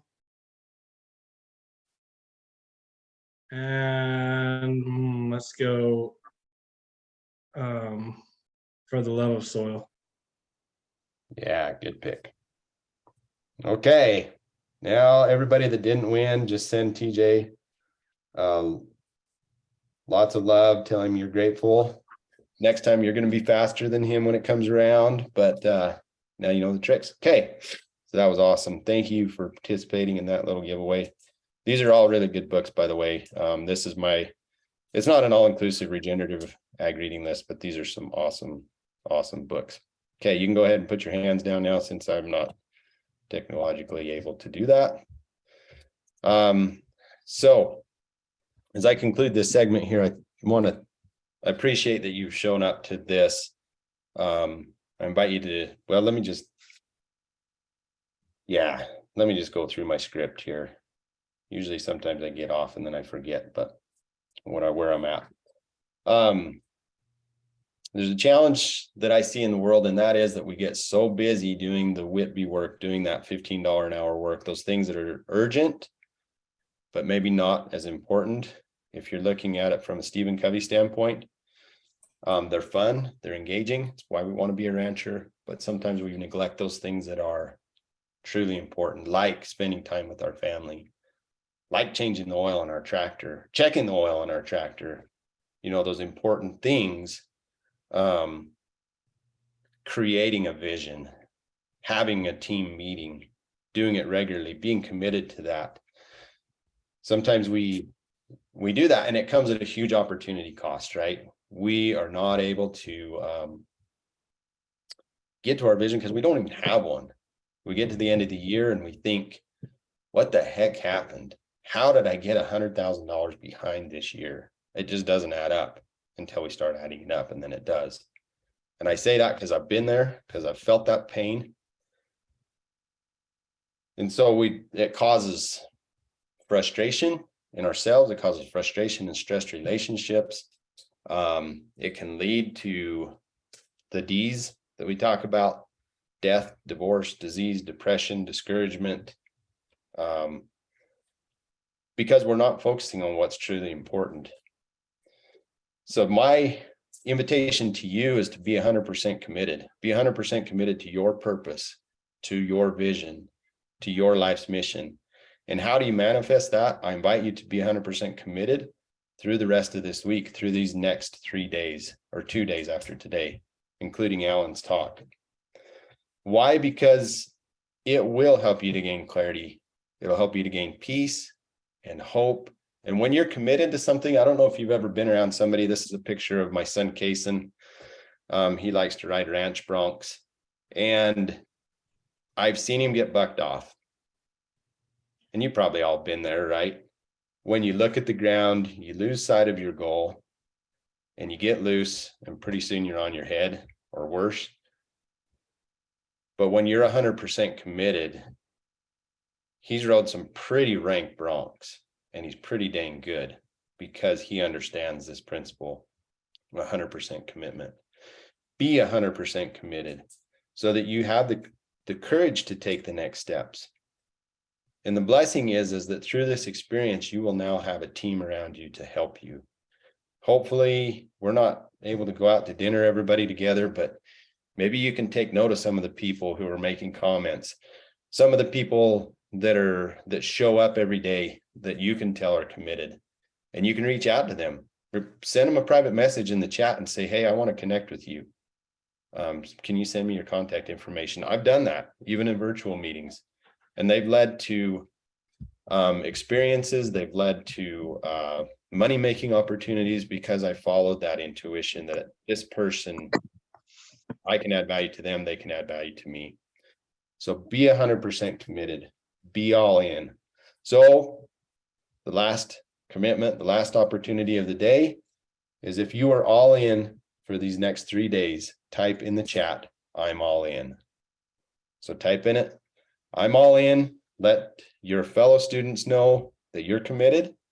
And the interesting thing is that I didn't get a book written until I committed to write it, until I told the world I'm writing a book this year. It actually took 2 years, but I made the commitment and I got it done. So be committed. Again, in the chat, I'm all in. Show up each day, show up early, play 100%, come with your questions. And I know that if you will do that, that those questions will be answered. You will find solutions to those challenges that you're facing. And they may not come from anything that we say as presenters here. We're not that arrogant to think that we know everything. But if you listen to that voice inside, if you listen to those subtle whisperings that are telling you to do something, that's how you be successful. That's how you tap into something greater than yourself. You live in a challenging time, people. As agriculturalists, we have solutions. But are we committed? Are we committed to our missions? Not the grandiose mission that we're feeding the world, but the mission that comes to us personally, that I'm caring for my family because I love them and I want to exemplify true independence, true freedom. Because I love what I do so much that I'm going to do it even when things are hard, especially when things are hard. I'm going to lean into it. I'm going to embrace the hard. I want to thank you for signing up. If you know people that could benefit from these next 3 days, please go and share. Invite them in. It's not too late to jump in, even if they jump in on day 2. And again, we're going to do our best to make these recordings available. So with that, I'm going to stop my share. And we're going to transition into the next speaker here. So any concluding words, Wayne, before I introduce Allan? No, that was great. Thank you. It's very important that we are prepared for the future. It will be different than the past. So I love your message. Thank you. We didn't have any major questions to talk about, but don't be shy. Get your questions in here throughout this whole thing, and we can talk about them and discuss them so that we can help everybody. One housekeeping thing, Jared, is we can't make our next speaker a co-host. You'll have to stop me from being a co-host, and then you can choose him. Okay. All right, thank you. So I'm going to withdraw co-host permission. Yeah, thanks for that, William. We'll figure this stuff out here.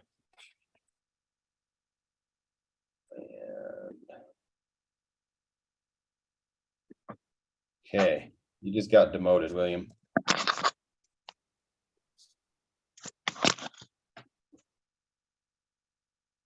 Okay, Allan, do you want to go ahead and unmute? We should be able to hear from you, and you should have an invitation to accept co-host position. Question, how do we get the recording? We're working on getting that recording before the end of the conference. We will have, I'm going to work really hard to have that available. I think I know how to do it. If not, my son Justin probably does. So, yeah, I think this information is important. It's valuable. It's going to be something that information is only as good as the good that it causes you to do. And so if you're an action taker, if you're willing to commit and really take action, then yeah, just jump in, be committed. Okay, are we there, Allan?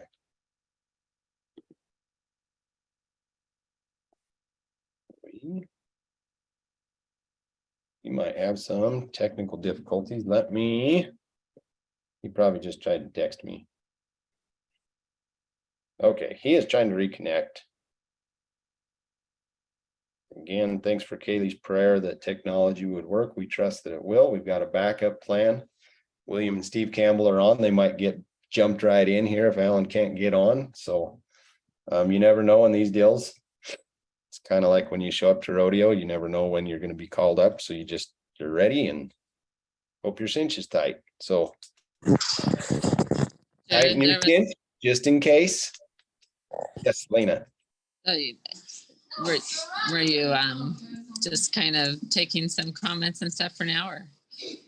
Yeah, that would be great. Somebody mentioned earlier that one of the things that they wanted to learn, I don't know if this would be a good time to talk about it, is how to get started when you don't have landed livestock. That is the $1 million question, literally, right? You'd give me if you want to be a millionaire ranching, start out with $2 million or whatever that joke is. I don't think that's very funny, but there's too much truth to it. Yeah, how to get started ranching. Okay, it looks like Allan's jumping on here. If we don't answer that question in enough detail before this is over, I don't know who asked the question, but I'll jump on a private call with you. Reach out. You got my contact information through the emails, and we'll work on that, because I can't just give you a, Spud Williams says, I can't just give you a pat answer, right? Until I know what your vision is, what your purpose is. Are you created to be an agriculturalist? We've got to answer those questions first. But the short answer is that it can be done. Kaylee, who offered the invocation at this, she's living proof with her husband, Aaron, that it absolutely can be done. You can start with nothing and you can build a very viable business. There's other people that are on this call that have done the same thing. People that have come and worked for us. They worked for wages. They started leasing property. They started buying cattle. Now they're independent, working full-time on their operations and own land. And so can it be done? Yes, it can be done. The rules, there's some rules of thumb that we'll talk about how to do that. But don't listen to the naysayers that say that it can't be done. Don't listen to the people that say, it's just the barrier of entry is too high and it's too hard. I think that there will be increased opportunities because, again, one of those statistics that I can't prove is that the average age of agriculturalists, farmers and ranchers is in the mid-60s. So a lot of people are going to be retiring. And we have the opportunity, as I spoke in a recent podcast that I was on about this subject, we have the opportunity to determine if those properties will go towards corporate agricultural ownership and consolidation, or they will stay independent and family owned. Not that they're not independent if they're owned by Bill Gates or other people. And by the way, Bill Gates, he says, is the largest property farmland owner. That's really not true. He owns a lot of property, but there's a lot of people that own a lot more. He just might own it under one hat or whatever. So he's not our competition. We don't have to worry about Bill Gates or these guys. If you find solutions to those people that are retiring, you will own property. And it may not be the first one that you pitch it to. It might be the 101st one, but come up with a solid plan, create a vision. People get behind a compelling vision. So whoever answered that question, again, the offer's out there. If it's not fully answered to your satisfaction, we'll jump on a call and we'll work out the details at the end. Okay, Allan, are you there? I'm here. Awesome. We're glad you could join us. So everybody, this is my good friend, Allan Crocket from Wilcox, Arizona. I got to know Allan over a decade ago when I attended one of the Ranching for Profit schools. He was then the teacher. He's also taught throughout Central America, I guess. He spent a little stint in Mexico teaching, fluent in Spanish. So any of our Colombianos, if you want to ask him questions in Spanish, he can answer them in Spanish. The rest of us will just listen. But Allan is a great person. He is dedicated to family. He, well, all of the people that are on here, I've put it out there. They walk the walk, they talk the talk. It's not theory for them because Allan has helped hundreds of farms and ranches become profitable throughout the United States. He's a great influencer in the regenerative agriculture movement. And he's probably the most qualified to speak on principles of financial independence. He can look at numbers, dissect them quickly, tell you what's working and what's not working, but he doesn't do that from the view of, I'm just going to swoop in here and tell you what to do. He pays the price to get to know you first and what you want and what you need, and then you create a plan together how that's going to work. So we're going to turn the time over to Allan. Again, questions, I'll be the facilitator during this. So if you've got questions specifically for Allan that aren't for the group, or if your audio cuts out, if you have problems, I know somebody just texted me, they're having trouble getting in, whatever. There's some things I can do, but I can't do miracles. So I'm glad all of you that are here, and I just trust that those who can't make it, they'll get the recording and we'll all be happy and we'll all be good. But so Allan, let's hear from you. Well, thank you, Jared. I appreciate being here. I'm excited to be here and share this day and the next 2 days with everyone. I'm going to see if I can share my screen.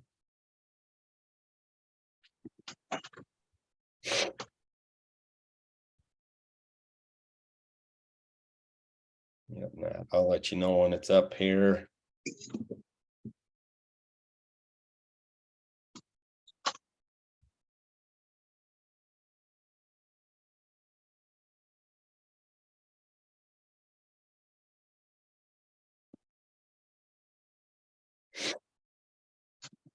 There we go.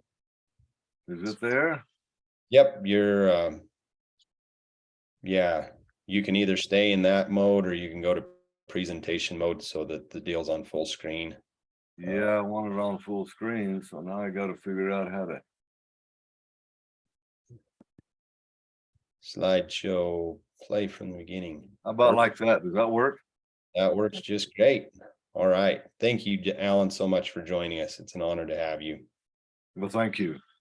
So the business of ranching, I think the first thing we need to understand, and Jared has alluded to it as he kind of closed his comment, and if we're involved in regenerative agriculture or agriculture at all, we need to understand it's a business. And And when we begin to really treat it like a business, fun things begin to happen, and they happen in such a way that we're able to do things that maybe we haven't been able to do in the past.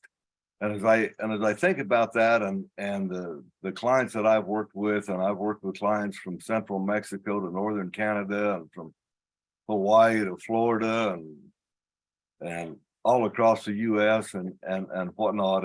And what I see is when we really start treating ranching like a business, because it is a business, and when we start treating it that way, all of a sudden we become profitable. We have more time to enjoy things that we maybe didn't have time to enjoy in the past. And so I think that's the key, creating a profitable ranch business by allowing nature to do most of the work.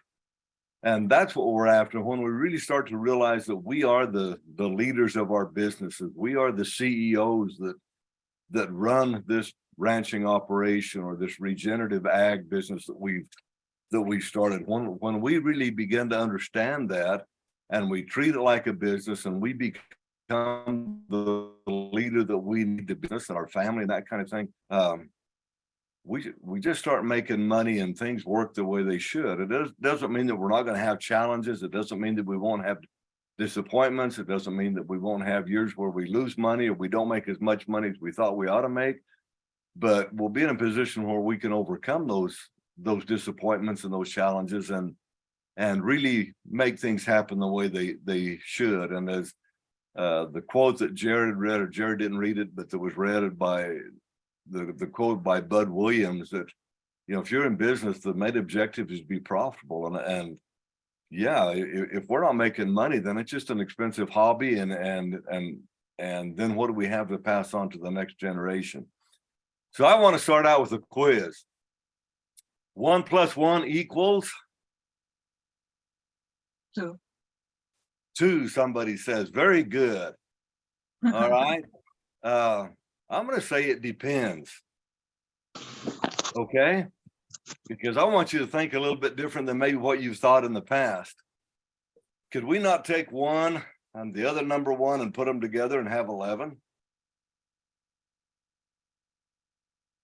Yeah, we could probably do that. How about could we take 1 + 1 and it would equal 1? 1 sperm cell and 1 ovum, and they come together and we create 1 baby. 1 + 1 equals 1. Well, I don't know if you know this, but it could also equal 26 trillion. Because when a human baby is born, that's about how many cells they have in their body that started from 1 sperm and 1 ovum, and now there's 26 trillion of them. And by the time you get to be our age, there's about 40 trillion. So really, what is 1 + 1? Well, it kind of depends on the way we look at that. And I introduce that to you because I think it's important that we understand that there's a new paradigm ahead. And in order to see things that are happening and be able to embrace things that are happening and cause change to happen the way we want it to happen, we have to change the way that we think. And really, a paradigm is it's the way we filter information. And it's the way we view the world. And most of that comes because of our experiences and the things that we've been taught, the thing that we got knocked down and we got back up. So there's a paradigm that we learned there. Maybe somebody did us wrong, and so we become at the point where maybe we don't trust people because of that, and that's a paradigm. Maybe we lost money in the cattle business, so that's a paradigm that you can't make money in the cattle business. And the old joke that Jared just shared with you, how do you make $1 million ranching? We'll start with 5 million. And I see those things and I've heard them, but at the same time, I've seen many people turn their ranching enterprises around, the ranching businesses, and create very lucrative incomes and very lucrative businesses. So what I want to do today is I want to share some of that with you and how we do that. I want to start with this circle. Inside this circle represents your existing truth and your level of comfort.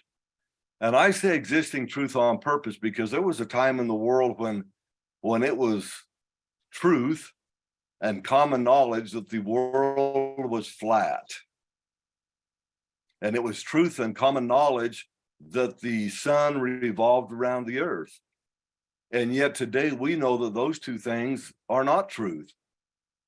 That it's different than that. The world is round, the earth is round. The earth revolves around the sun, not the other way as was thought in the past. If you look at maybe a little more modern in our era, if you go back to the 70s when the food pyramid began, and 4% of the US population was diabetic, and today it's closer to 50%. And we call that the standard American diet or the SAD diet. And it's a pyramid that became my plate thanks to Michelle Obama. But as we look at that, it's upside down from the way we used to eat, our ancestors ate. And yet we look at health problems in our country and that kind of thing. It's because we took an existing truth and we changed it. And we skewed away. You know, they said, well, don't eat eggs. Eggs are bad for you, causes heart disease, and et cetera, et cetera. Well, now we bought into that as a nation and we become very unhealthy. And as we turn that back around and we start eating the way our ancestors ate and we get off the SAD diet, and all of a sudden we get healthy again. So existing truth and level of comfort are a couple of different things that we need to dive into a little bit. Our level of comfort, if we're going to do something like Jared did and write a book, you got to get out of your comfort zone. You got to do things you've never done before. And here's what happens when we look at our paradigms and our existing truth and the way we see the world and that kind of thing. When things come in from the outside, the first thing that happens is we see them as threats and we see them as challenges. And so we put up the defenses and want to defend our position and that kind of thing.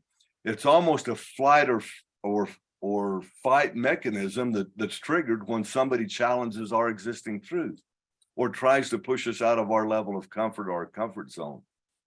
And so it's either we want to put up the dukes and fight and defend our position, or we tuck tail and run. And what I'm going to ask you is if you look at that circle where your existing truth and your level of comfort is, and you look outside of that, where do you have the greatest opportunity for growth and learning and development? Is it inside that circle or is it outside? Well, I think we all know that it's outside. If we want to grow and we want to develop and we want to learn, we got to get outside of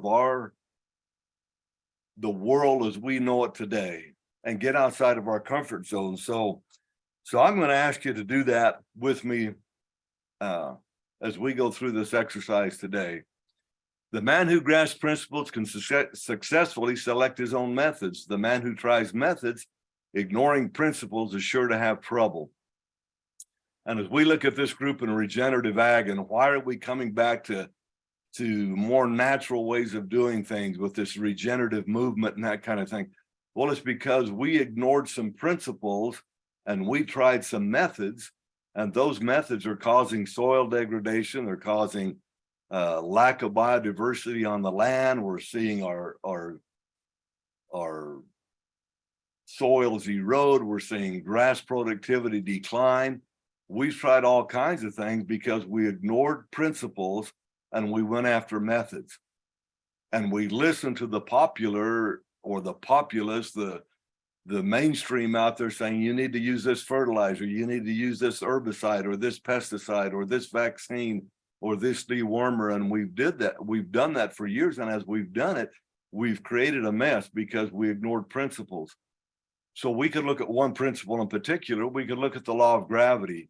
We call it a law, but it's a principle. And that principle is true any place on earth you go. It doesn't matter where that is. The principle is valid everywhere.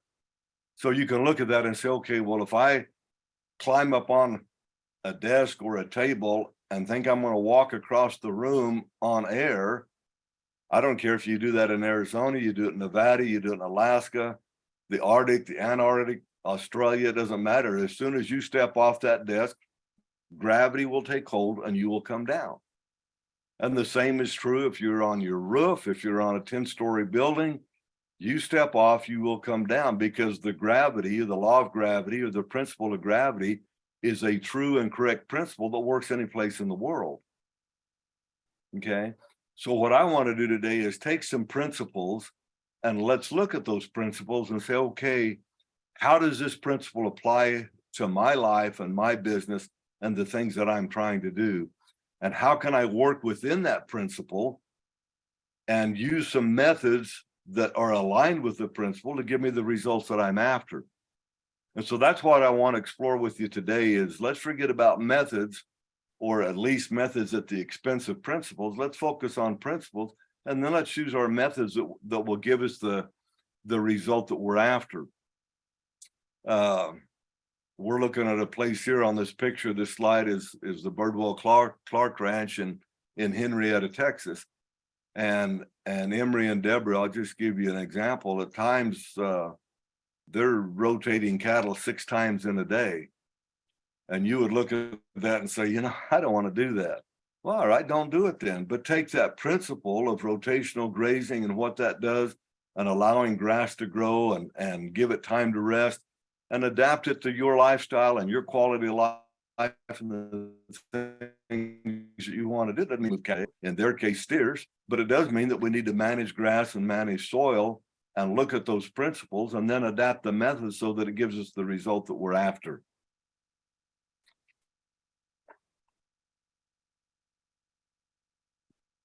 So there's always a cause and effect relationship in everything that happens. And I'll pick on the medical profession in this country for just a few minutes, or even in North America. If we have Canadians with us today, it's not any different than what it is here. We are very, very good with Western medicine at writing out prescriptions and addressing symptoms and not really dealing with the problems.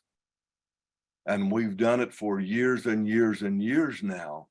You go to the doctor and the doctor says, what's going on? You tell him your symptoms and he gives you some kind of prescription, or she does, to help you deal with those symptoms.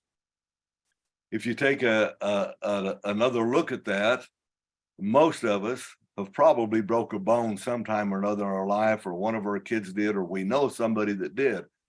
They get a cast put on that broken bone or their arm. In my case, I broke an arm several years ago, had a cast on it. The doctor said, you know, you need to leave that cast on for 6 weeks.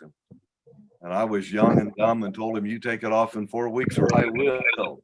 And he did take it off in 4 weeks. And I thought, all right, I can go right back to doing what I was doing. And the next day I went out and tried to rope a steer to doctor, and that wrist was so tight it hurt to move it. And I thought, nope, I'm not going to do that. I'm gonna take it easy for a couple of weeks.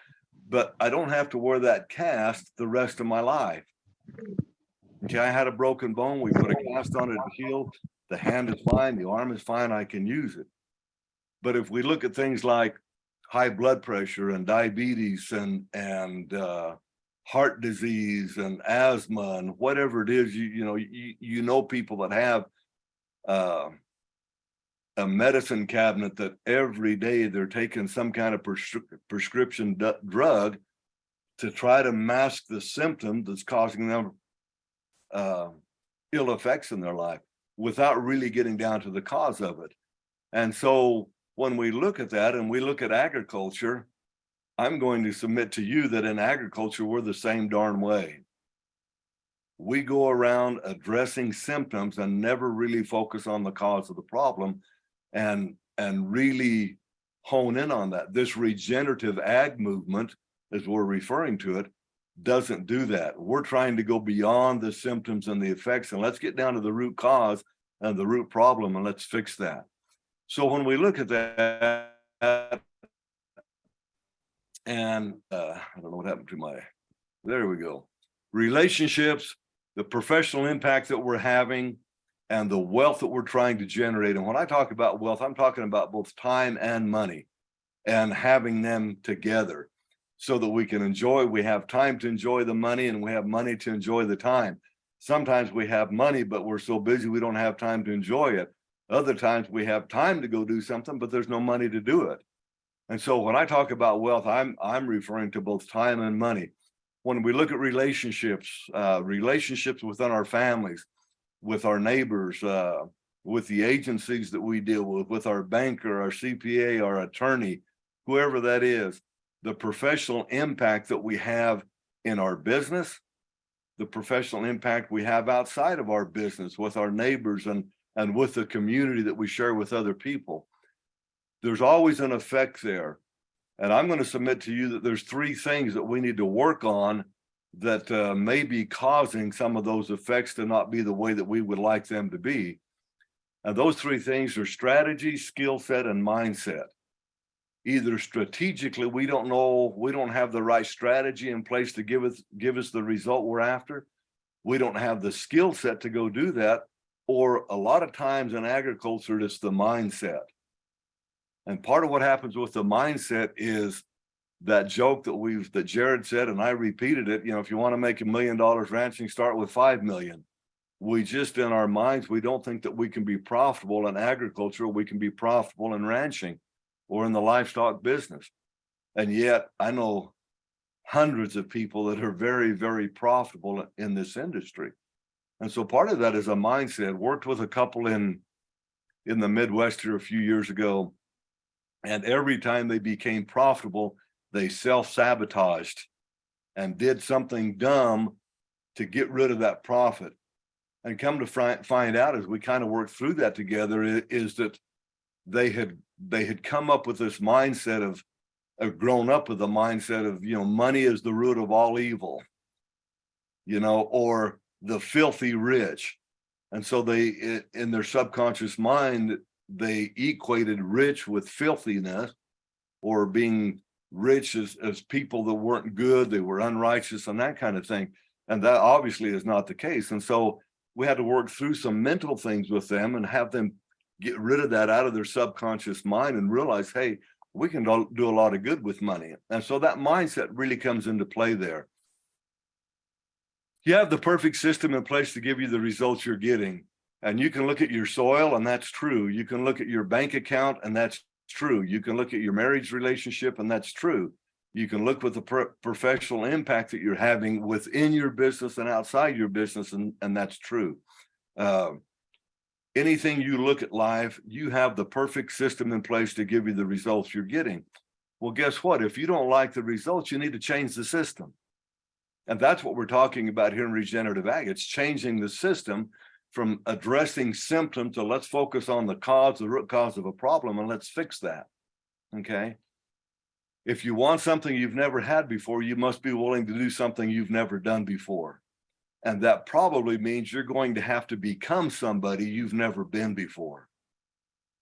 Okay, so if you want to become a pilot, you're going to have to learn and study about aerodynamics and do some ground school work, pass a written test. You're going to have to be in a plane and learn to fly. You're going to have to solo at one point in time.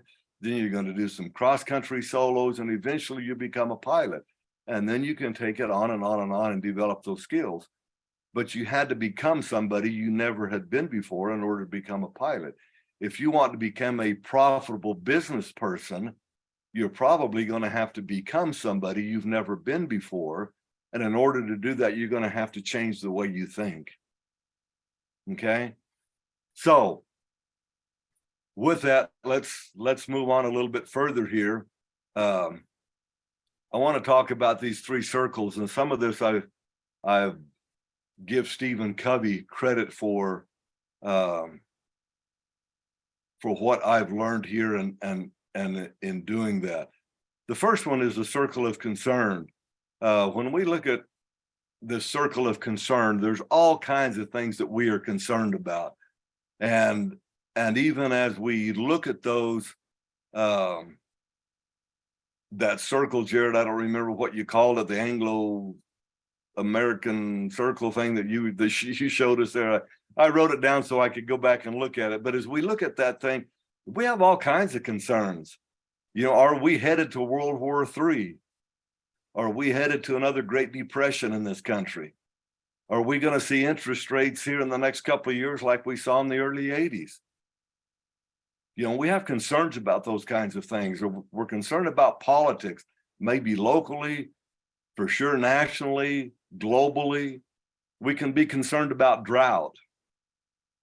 We're concerned about weather. We've got snow on the ground. How are we going to deal with this? It's more than we normally have. You know, or we don't have water because it was a dry winter and now we don't have any runoff. And so there's concerns there. Within that, we also have a circle of influence. Okay. There are things that we can do that we can influence. Now, politically, if you happen to have a senator or a congressman that grew up in your town and you're on a first name basis with them, you probably have some influence there.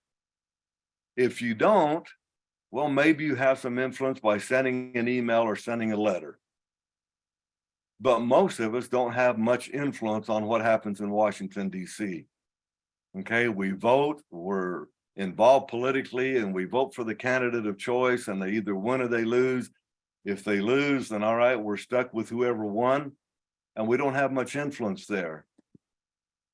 That smaller circle is the circle of control, and these are the things that we actually have control on. Okay, we can control what we eat. We can control what time we go to bed at night, what time we get up in the morning. We can control how much exercise we do. We can control our mind and what we think and what our attitude is. Okay, so there's lots of things that we can control that that we don't have. I guess when we look at a circle of concern, we don't have much control there. And even on our influence, we don't have a whole lot of control there. But there are certain things that we can control. And that's where we want to focus our efforts is what can we control and how can we best control it? Okay.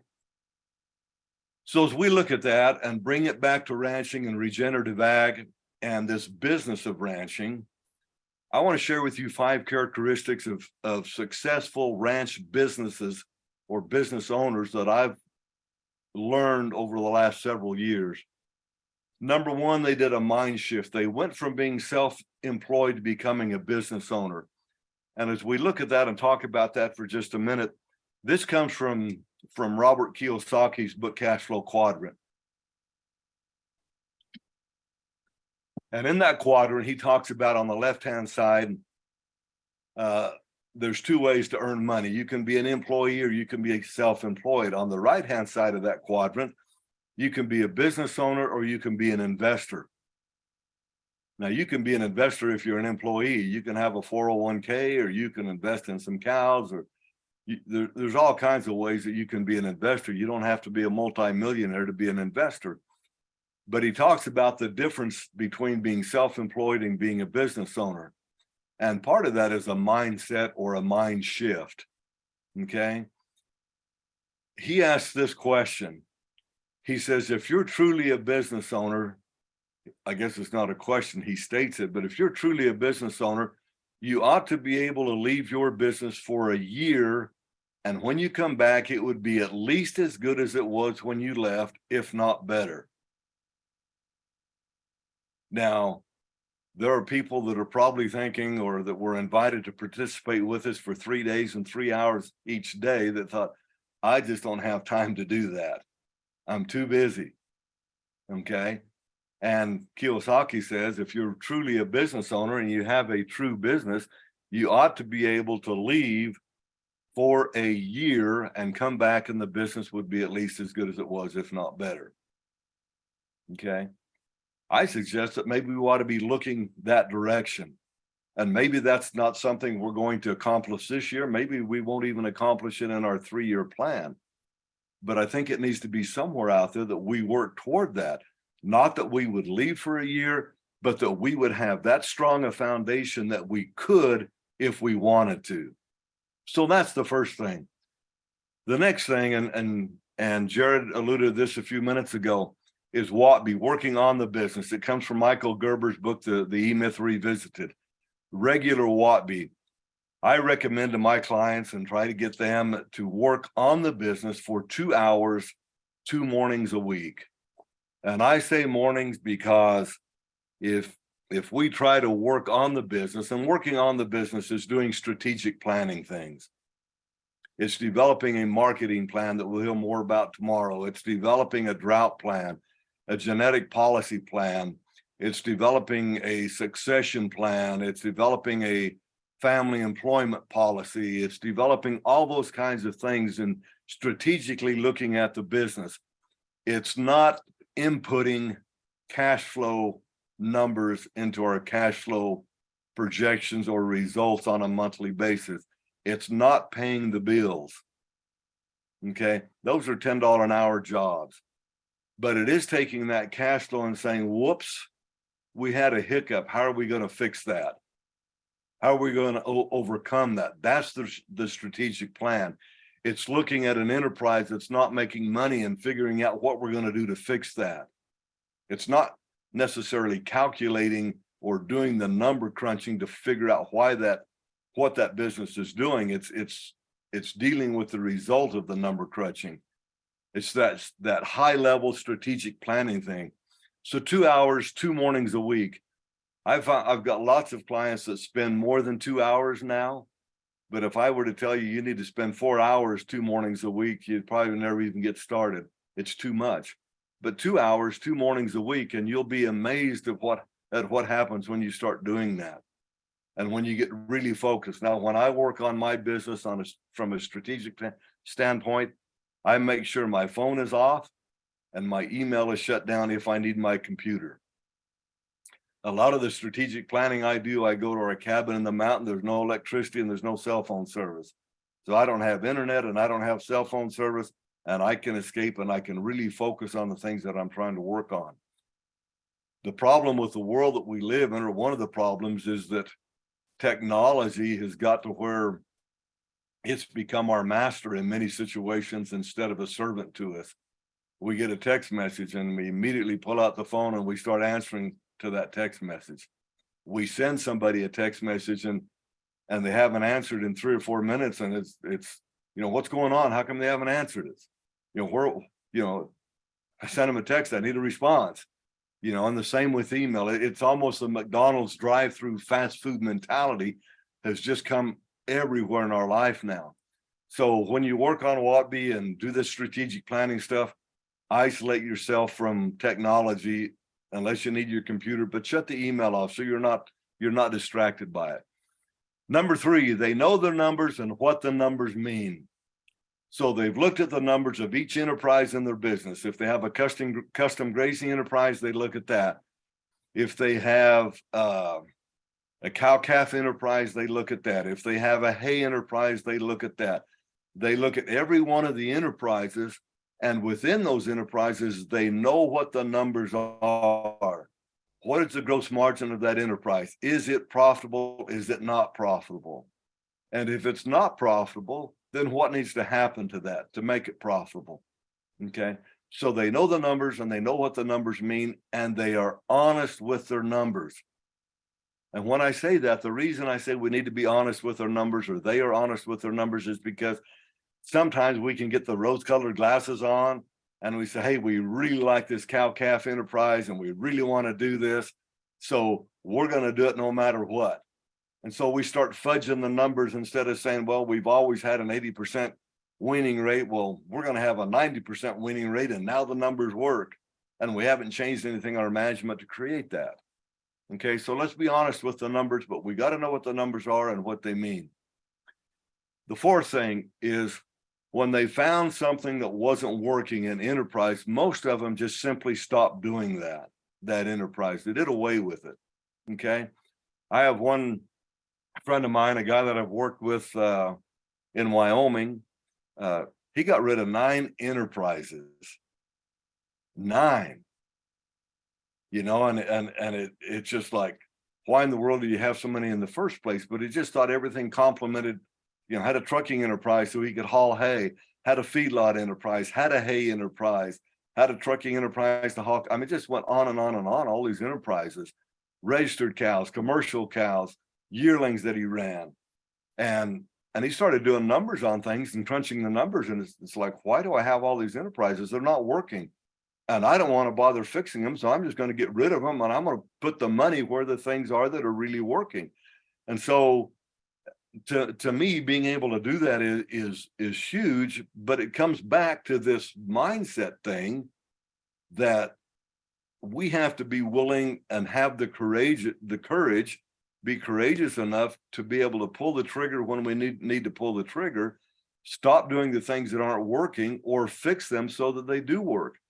Because when it comes right down to it, if you look at a gross margin on an enterprise and it's losing money, you've got three choices.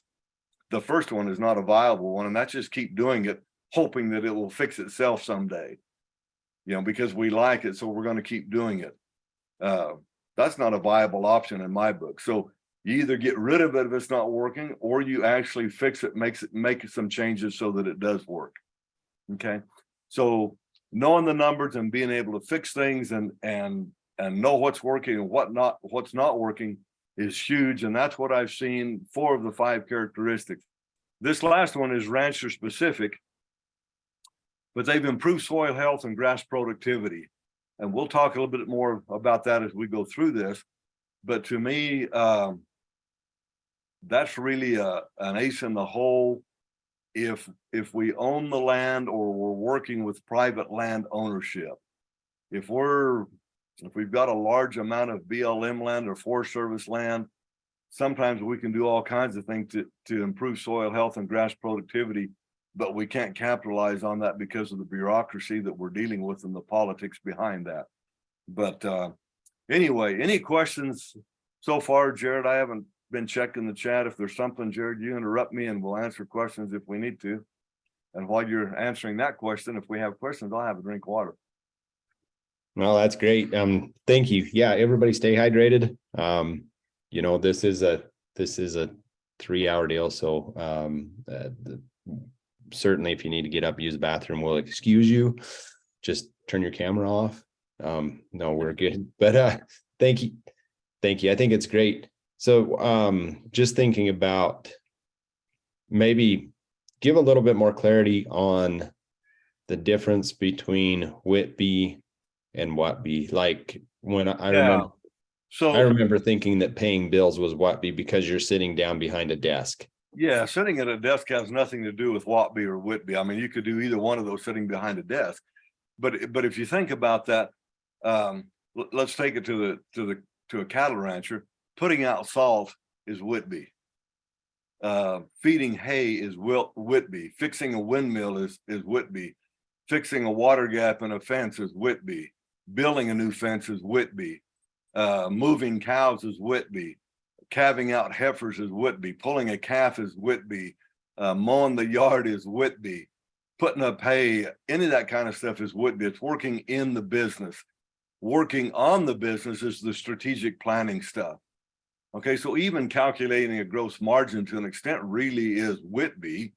But then, all right, I've got this gross margin and it's not as high as I want it to be. So now I need to figure out what I can do to fix that, to either increase my profitability somehow, either by reducing some costs or doing something different. That strategic planning stuff is the Whatby. That's when we're really focused on the high level thinking, strategic planning operation or process of the operation that we're involved in. So you said, $10 an hour jobs versus $100 an hour jobs, and you alluded to the $1,000 an hour job. And I really think if we're doing Whatby, we ought to be looking at 1,000, and we ought to be making $50,000 decisions or $150,000 decisions. Because let's look at that for just a minute. If you have 500 cows and you take your calves, in the fall, and you wean the calves and you take them to the sale, or you sell them on the video or whatever, if Russia just declared war on the Ukraine and the stock market just happened to dip because of that, or drop substantially because of that, the day you sell your calves, the market could have dropped on 500 calves $50,000 pretty easy.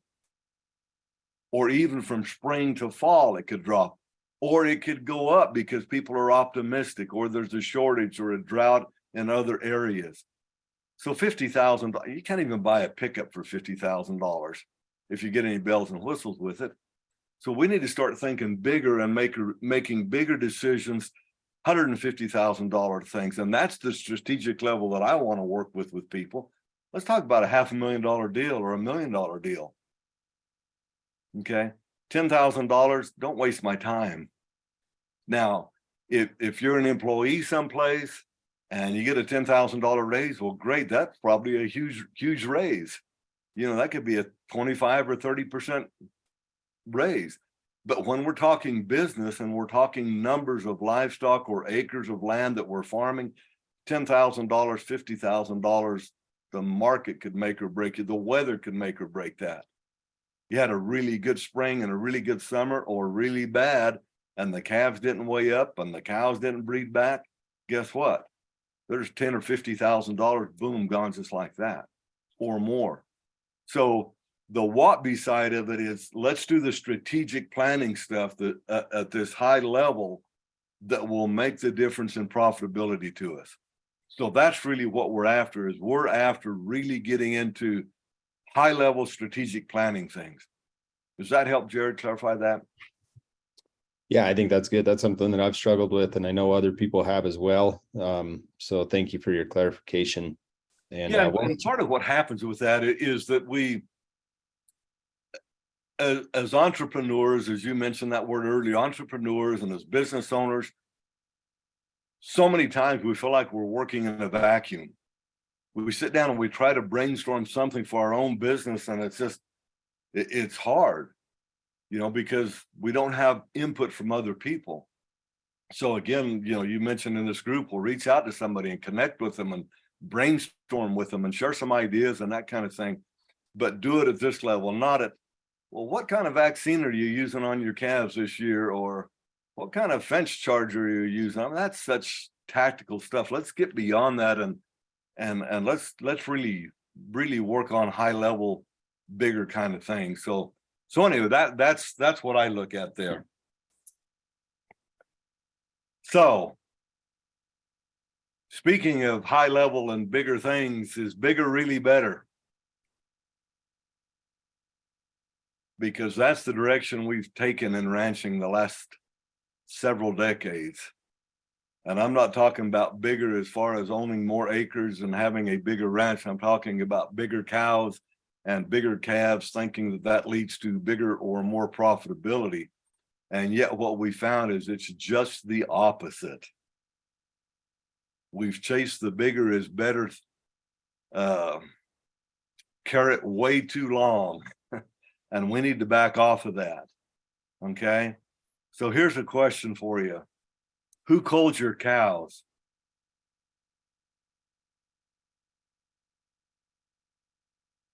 Now, for most of us, we do that ourselves. Okay. We cull our cows at preg testing time, typically in the fall. And if she's open, we cull her. Unless we're one of those second opportunity kind of guys or gals that, oh, let's give her a second chance. She came up open. Let's give her another chance. Or for one of those ranchers that has both a spring calving cow herd and a fall calving cow herd, well, let's just slip her into the next season and keep her. And we don't cull her. Okay.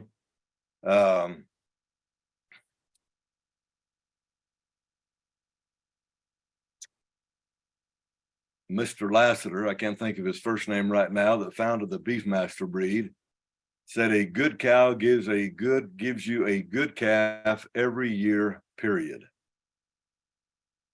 Tom Lassiter. And if we're not getting a good calf every year out of a cow, why do we have that cow? If she's not breeding back so she can give us a good calf next year, why do we have her? So who calls your cows? Well, here's an interesting take on this. With the droughts in the West, the Midwest, and the Southeast, and we've seen them everywhere here in the last year or two, here's what happened. Big cows couldn't maintain body condition and they came up empty or open and weaned a small calf. Smaller cows tend to stay fat and breed back. Now, Steve Campbell will tell you any cow like it. But as a general rule, when we look at this kind of thing, That's what happens. So when feed is scarce because of a drought, guess what? Scarcity favors the smaller animal, because the smaller animal does not have to eat as much as the big animal to maintain her body condition, lactate, wean a good calf, and someplace along the lines, we wanted her to breed back. And if she's losing body condition score through the season, her production season, guess what happens? She's not going to breed back. Okay. So that smaller animal that is favored by scarcity, or can live through scarcity because she does not have to eat as much, then all of a sudden she's the one that will thrive in our environment. So the question then is what kind of cows does nature want on your ranch? And that's what does nature want, not what do you want? Because each of us in our own mind, we probably have a pretty good idea of the kind of cow we would like to have. Be her red, be her black, be her bald or not, have horns, no horns, white cow. It doesn't matter, but we have in our mind an idea of what that perfect cow would be for us. But does it fit what nature would have us have on our ranch? Okay. So the real question to that, and the real thing that I've seen is, here's the problem with that. If we allow nature to cull those cows for us, all of a sudden, we end up with a cow that fits. All right. So let me give you a couple of thoughts here to think about in this. And that is, get rid of the props. Number one, hay. Okay. Get rid of the hay. And you say, well, I'm looking at this picture right here on Allan's screen, and that's what it looks like outside. I have to feed hay. Okay. Now, you might not believe that, but that's about 25 miles as the crow flies due north of me. And I live in Southeast Arizona. Okay, that's my cabin. That's where I go when I really want to get, I don't go there in the wintertime though. But in the spring, summer, and fall, that's where I go when I want to do Watby and be undisturbed. Get the hay out. Okay, and if we got snow like that covering up what our cows need to eat, well, then maybe we shouldn't have cows year round. Maybe we should be a seasonal operator. Hay is one of the biggest things that I've seen it time and time again. It's the biggest thing that causes us to not make money. Heifer development programs. I know, and you probably know guys too that have done it, and maybe you've been guilty of it yourself, and I'll use that word intentionally, guilty, that will send our heifers off to a feedlot to have them develop. And then we bring them back here to the real world and want them to thrive, and they don't. Okay. Or we have this special feeding program for our heifers because we want them to grow up and be cows. So we have a special feeding program for them, and they get the best of everything. And then we put them out there with the cow herd and wonder why they don't thrive. Or bulls are the same way. We want to buy our bulls from these guys that do these gain test programs in feedlots, and then we bring them out to the ranch and wonder why they fall apart. Because they've been on grain and now we put them on grass. And it doesn't work. Anything artificial, we take these animals out of their natural environment and we put them in an artificial environment, as in a feedlot or in a corral or any place that we're propping them up. And then when we pull the props out, they fall apart. Get rid of the subsidies. And in this case, Jared, the ones that you alluded to earlier, I'm going to talk about the subsidies that the way we subsidize our cows and the way we subsidize our heifers and our bulls by giving them things and making welfare cows out of them. So I had a guy in Saskatchewan, Canada, a few years ago. He told me he helped his neighbor gather cattle out of the summer grazing ground in the fall, late fall, and brought him down to his winter feeding grounds. And there were 2 cows that kept running back on him. And finally, his neighbor said, "Let the sorry SOBs die out there. Just let them go. They can die this winter." And so they just left him. Took everything else down to the winter feeding grounds, fed them all winter. That spring, his neighbor went out to ride fence to make sure, the trees hadn't fallen on the fence and to fix it where it had so he could turn his cows back out for summer grazing. Lo and behold, there were those 2 cows, each with a live, healthy calf at side, all by themselves, while all the rest of those cows, he fed them all winter. So get the hay out, get an animal that's adapted to your environment. And I would take that environment a step further because I think that's twofold. There's 2 prongs on that environment. When we look at epigenetics, and I know Steve will talk about this tomorrow, the epigenetics, we look at the environment that we're ranching in, whether we're in snow country, we're in hot, dry country, we're in the Southeast and humid country, we're in rocky terrain, we're in real mountainous country, we're in hills, we're in flat country. There's that kind of environment that the epigenetics plays on. And the epigenetics is just the influence on the environment, on the genes and how they can express themselves. Okay. So we have epigenetics pushing at us from that direction, but then there's also the epigenetics of your management and what that does and how it affects what's going on there. Okay. So when we look at epigenetics from our management, if we're putting pressure on animals, some of those are going to fall out because they just can't compete. Well, the time to do that is when they're heifers. Because a heifer is appreciating in value. You take a heifer calf to a yearling heifer calf, well, that yearling is worth more than the heifer is, the weaned heifer. We get her bred, she's worth more than she was as a yearling. She calves out, she's worth more than she was as a bred heifer. She breeds back, she's worth more again. So if we put pressure on them, and at that point in time, which most of the ranchers are trying to really help them and prop them up, which is just the opposite of what I'm saying pull the props out. Dang, well, I only got a 20% breed up on my heifers. Good. Because the ones that bred are going to be good cows. Okay, so put the pressure on them while she's appreciating in value. Not after she's appreciated, and now she's up here and we put pressure on her and she falls out, we lose all that appreciation. So do it while she's appreciating in value. Make her earn her living or grow up in the environment that she's going to earn that living and produce for you. So quit subsidizing her with a bunch of hay and a bunch of cake and a bunch of protein. I'm not saying don't use it at all, just a bunch of it. Let's eliminate it or drastically reduce it and allow them to function in the environment that they're going to live in and be a cow for us. Case in point, a good friend of mine in Wyoming tried to get cows that would work for him. And he finally gave up and sold all the cows.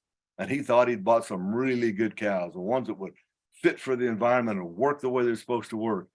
He went to the sale barn and he bought weaned heifers, about twice as many as what he needed, and took them home and let him adapt to his physical environment and his managerial environment, and let the epigenetics cause the genes to be expressed the way that they could. And the ones that bred started making good cows for him. The ones that didn't became feeder heifers. And he repeated that process for about 3 or 4 years. And now he has a really good herd of cows that fit his physical environment with the weather and the terrain and all that. But they also fit his managerial environment because he puts quite a bit of pressure on them. And he gets good conception rates and all of that now. But in the beginning, he wasn't getting it. But he did it from the heifer level going up. What will a 60% winning rate do for you? Well, just some quick numbers. 100 cows at 60%, that's 60 calves, and we'll call them $1,000 calves, that's $60,000. Well, we all know that 60% is not very acceptable, so let's try to fix that. Let's see if we can't get that up to 90%. Well, because if we do, 90 calves at $1,000 is $90,000. That's what, 30% more? A third more income? Well, that's good, but the problem is this: at what cost did we get that? And there again, we're measuring the wrong thing. We started measuring weaning weights, and now we're gonna measure conception rates or weaning rates. And in doing that, and when we get focused on those things, we start dumping money trying to get something that's bigger, you know, the bigger, better thing. So what if instead of 100 cows on the same land base, we could have 200 cows at 60%? And that creates $120,000 of revenue for us.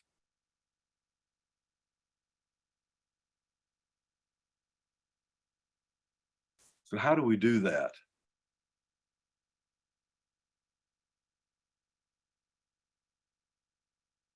In nature, we never see anything isolated, but everything in connection with something else, which is before it, beside it, under it, or over it. Now, when we look at that statement right there, and we think about things like Ivomec, and the vet just called the cow bred, and so we start putting the needles and the poron and everything else and treating her whether she needs it or not, and not maybe realizing that when we do that, the Ivomec is systemic, and it goes right out there on the soil, and it kills the dung beetles and the earthworms and the microbes in the soil. And we're trying to grow more grass and build healthy soil, and yet the dewormers and the pesticides and the herbicides and insecticides that we're using are killing what it is we're trying to build.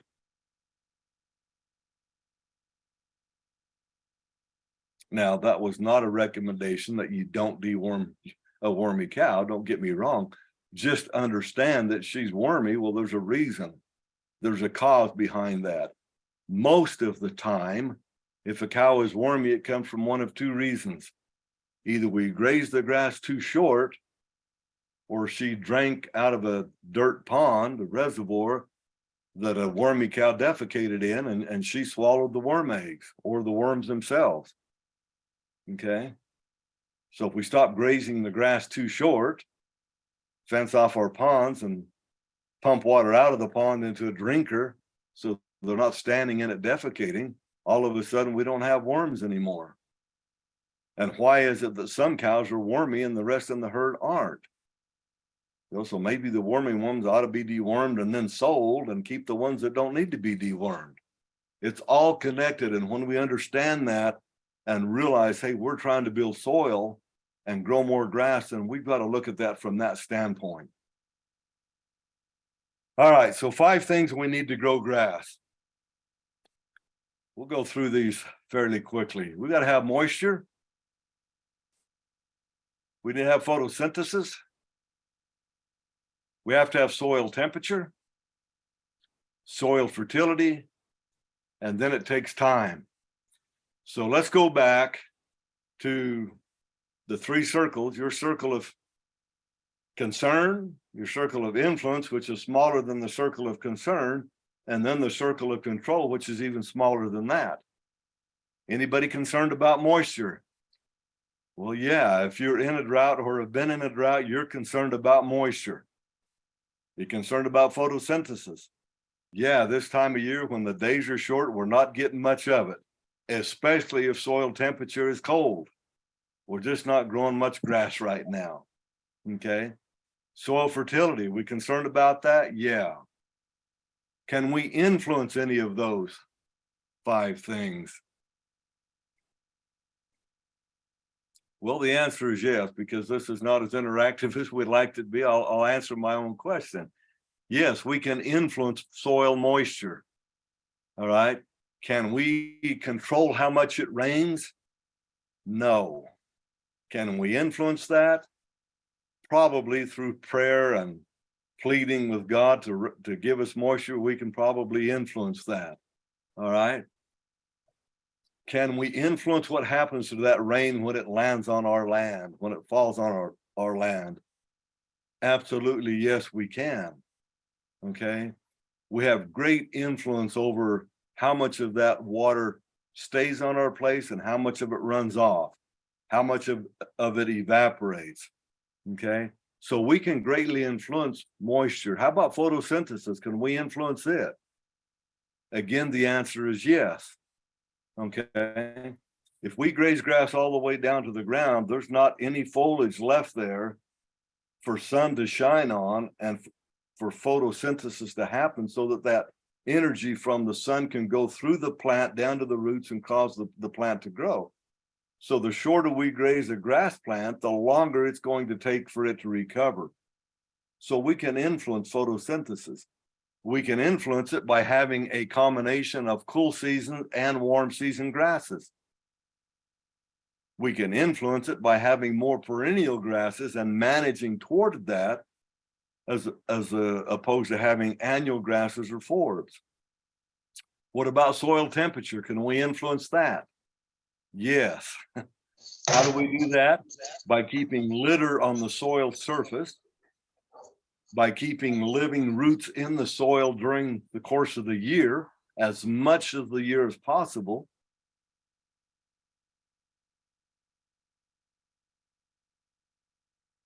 Sorry, Alan, I just muted everybody, including you. Can you unmute? Am I back? You're back. You're back. can It take was, a hint, it was Jared. really profound what you were saying too. I'm sorry. Rewind. I can take a hint, you know. I'll mute him. He'll stop talking. Yeah, but we can influence soil temperature by by the amount of cover that we leave on the soil surface. Soil fertility, can we influence that? Absolutely. Okay. I heard it said for years that stock density was not very important. It is vastly important if we want to increase soil fertility. We have to get animals concentrated, get dung and urine concentrated on the soil surface, make sure that we're not killing the dung beetles and the earthworms and the microbes that are going to take that dung and create soil for us. Okay. So we can absolutely have influence on all four of those first four things there, all of them. And then there's this thing called time. Can we influence time? Not only can we influence it, we can absolutely control time. Okay. And when I say control time, I'm talking about graze periods and rest periods. You control when you put cows in a paddock or a pasture, and you control when you move them out. You have 100% control of how long they're there and how long you leave them out of a pasture so that pasture can recover and grow again. Okay. There's a hand up. Am I supposed to? Yeah, so go ahead and unmute whoever that is. Looks like Steve.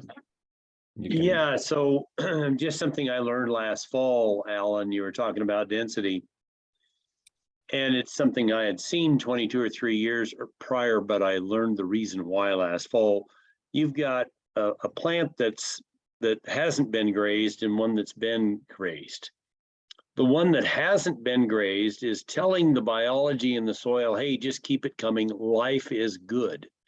And the one that has been grazed is saying, hey, wait a minute, I need that stuff that we were needing 30 minutes ago. And you've got this war going on with the biology in the soil, and the plants don't regrow as good nor as nutritiously. But if you could either trample all of these or cut these off, all of the plants are now sending the same signal to the biology. They get what those plants in that early stage need, and they all grow back faster and more nutritious. Really interesting, Steve. Thank you. It's one of those things. I was on a ranch in British Columbia a few years ago, and I kept challenging the rancher there. I kept challenging him on the soil, and he said on his grass, and he says, this grass is all this soil will produce. And I said, what you're telling me then is you can't change the biology of your soil. And it got deathly quiet in the pickup. And he stopped and he thought for a minute, and he says, I understand what you're saying now. And so we can change the biology and we can get the synergy going there so that it's helping everything and everything's asking for the same thing. If we'll manage it right by either grazing it, cutting it, trampling it, something, so that they're all needing the same thing. Very good point. Thank you. Okay. I'm going to go through some things real quick here. Just some strategies to improve soil moisture, 100% soil cover, prevent soil capping, perennial grasses, wide leaf grasses, better grazing practices, mix of cool and warm seasons, increase soil microbial activity, increase organic matter in the soil. Okay. And complexity and diversity. Get away from everything being the same. We need complexity and we need diversity. And in the essence of time, because we want to leave time for questions at the end, I'll take that. I'm just going to leave that as is. You can take a screenshot of it or your phone and take a picture of it, but I'm going to move forward here. How about improved photosynthesis, taller forages, perennials, wide leaves, 100% soil cover, cool and warm season species, again, complexity and diversity, increased organic matter and humus in the soil, increased worm activity, increased soil microbial activity.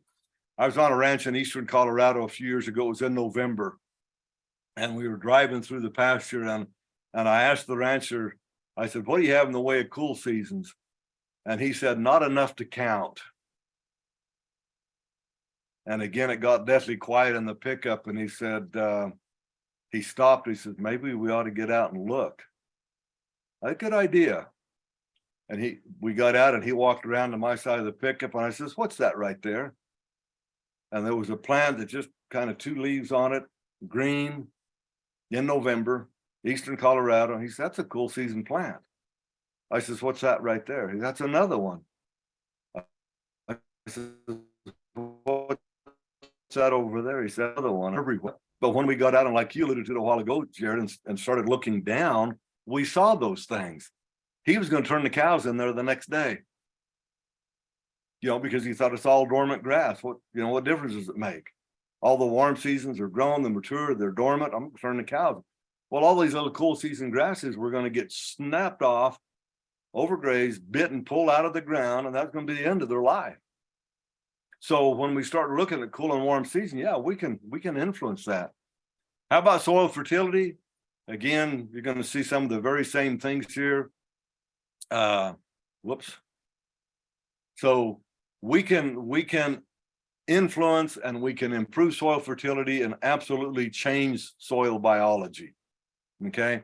Friend of mine from Texas had gone up into Yellowstone and checked the dung from the bison up there, the buffalo, and he said he couldn't find any dung beetles. And then when he went back to Texas, he drove down through the sand hills of Nebraska, and being a rancher, stopped alongside the road and walked over and crossed the fence and looked at the cow dung. And he said they couldn't find any dung beetles. And his comment to me was, it must be too cold up there. And I said, I don't think so. I said, I'll make a phone call. So I called a friend of mine in Big Timber, Montana, and I said, you got any dung beetles?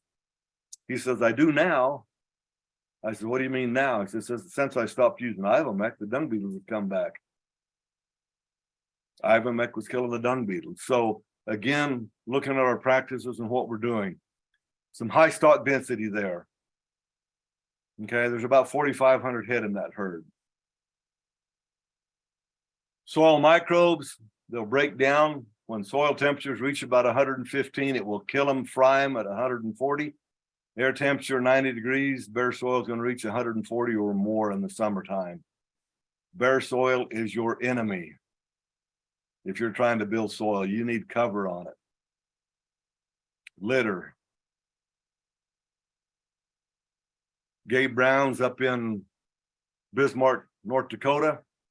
That cover crop was grown with 3 inches of rain. That's in September. Gabe said there's 2 things. He says, number one, he says, we took this soil from 1% organic matter to over 6.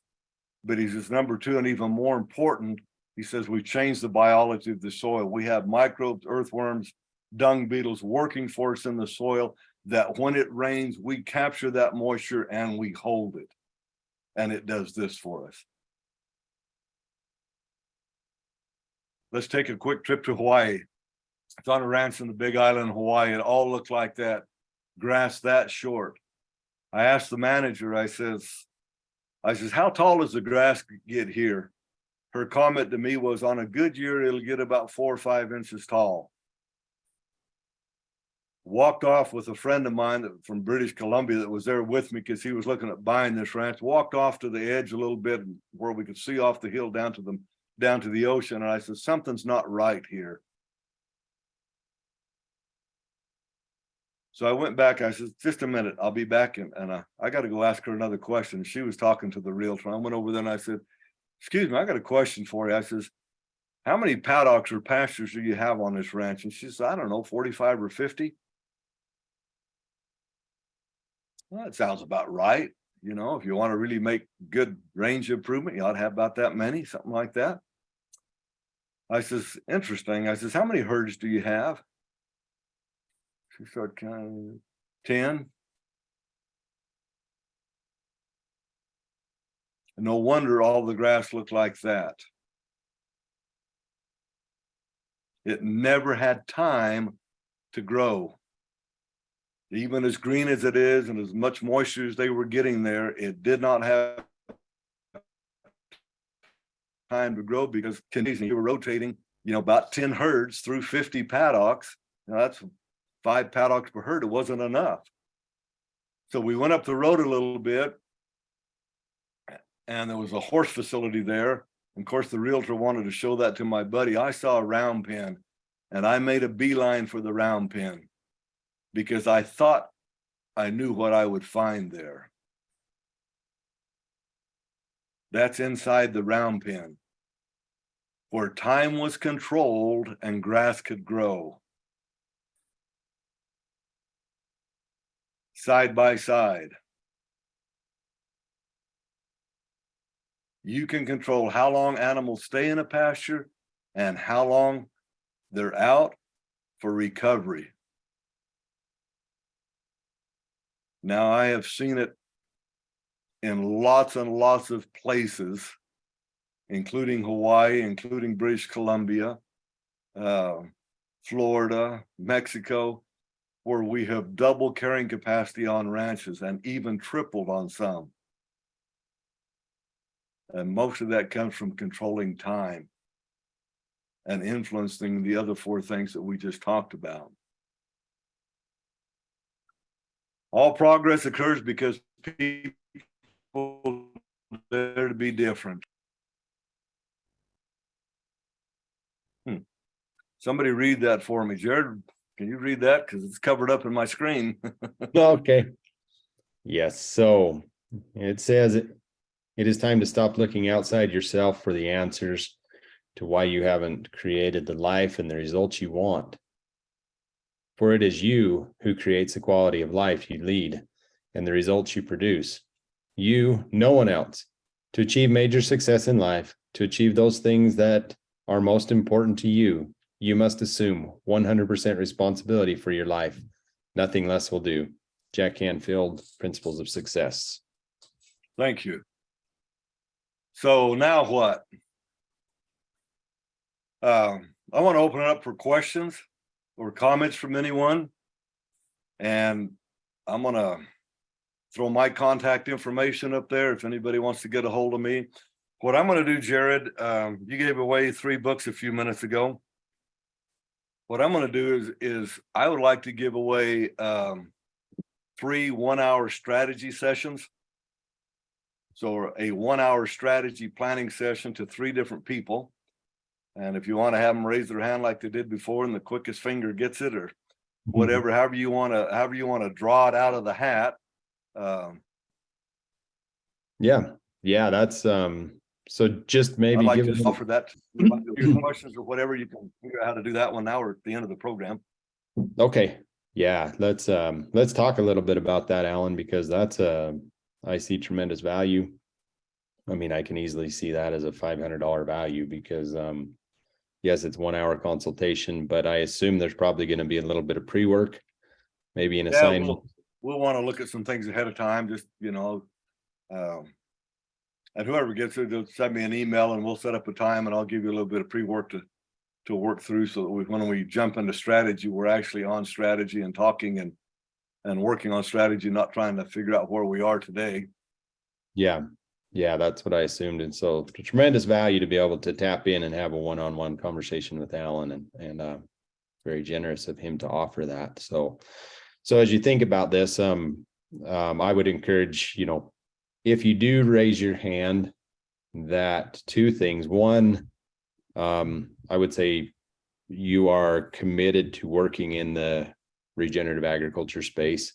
I think Allan could probably help you, even if you're working at McDonald's and that's your career goal is to be a McDonald's manager. You can tell he has the ability to see a need and help others to see what their potential is.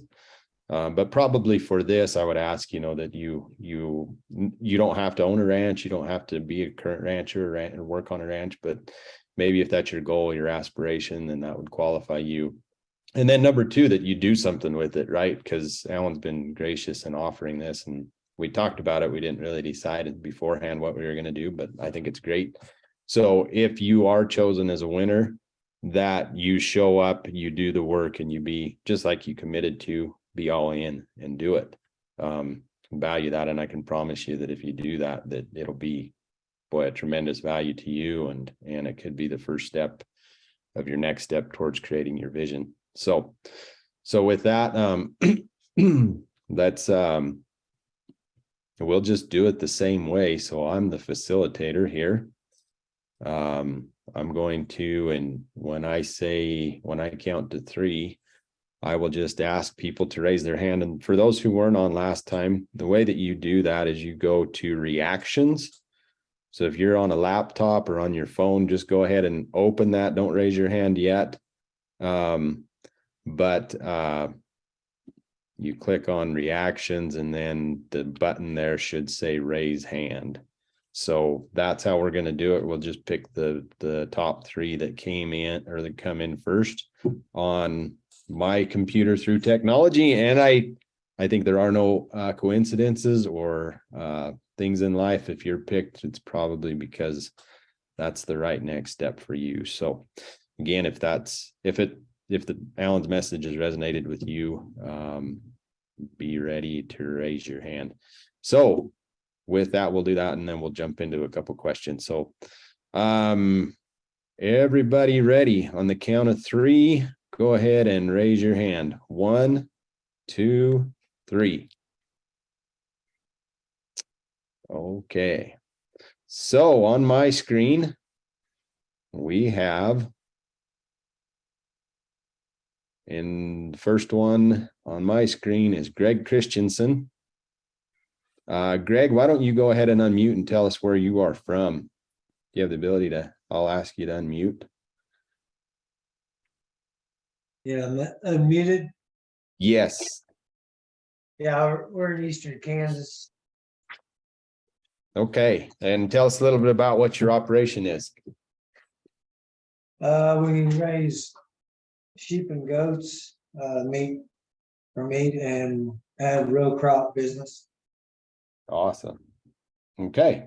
Well, thank you. And maybe to be a little more interactive, if you're willing, just kind of share what was it that made you want to work with Allan? Kind of what's your burning question? What's your challenge? What was it that he said that you feel like he could help you with?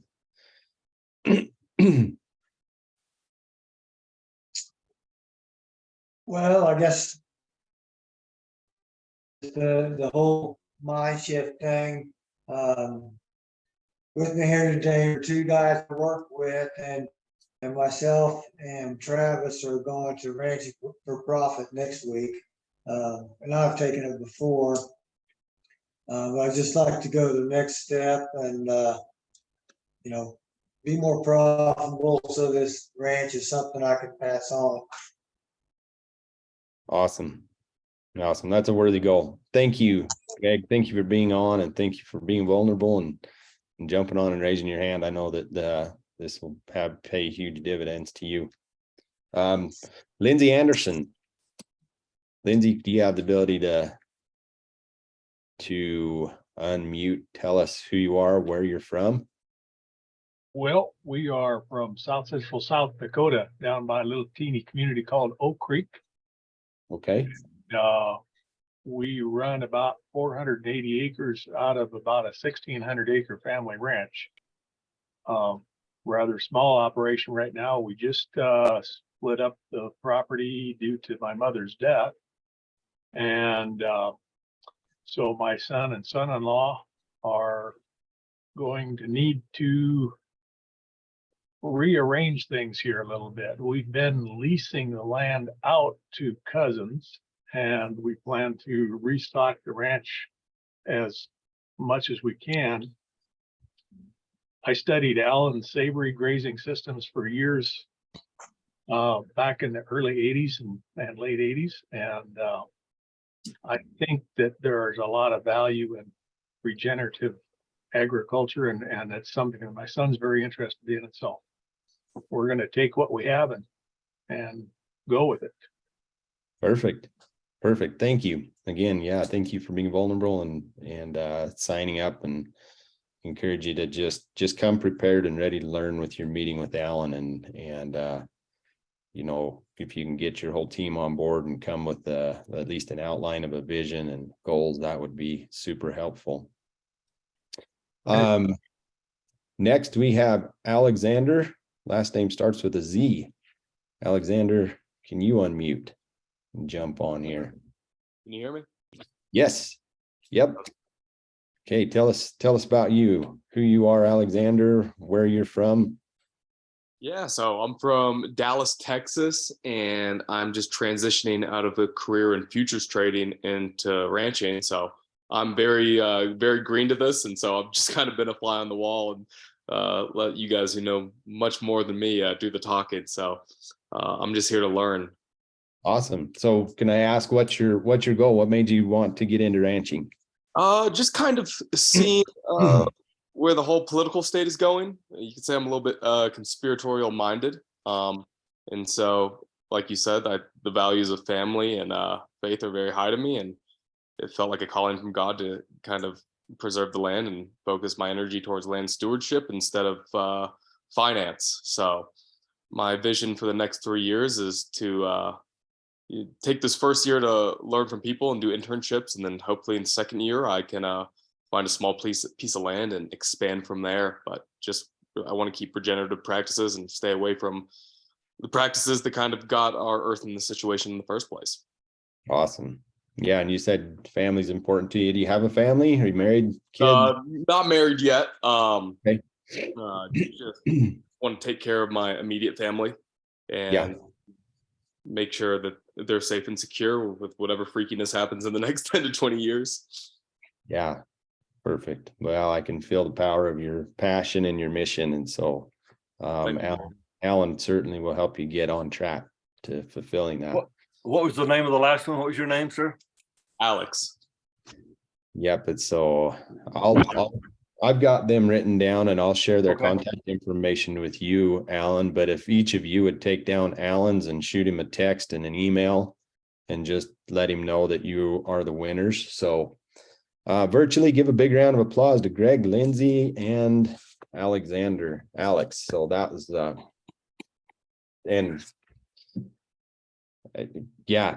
Allan. Allan, thank you so much for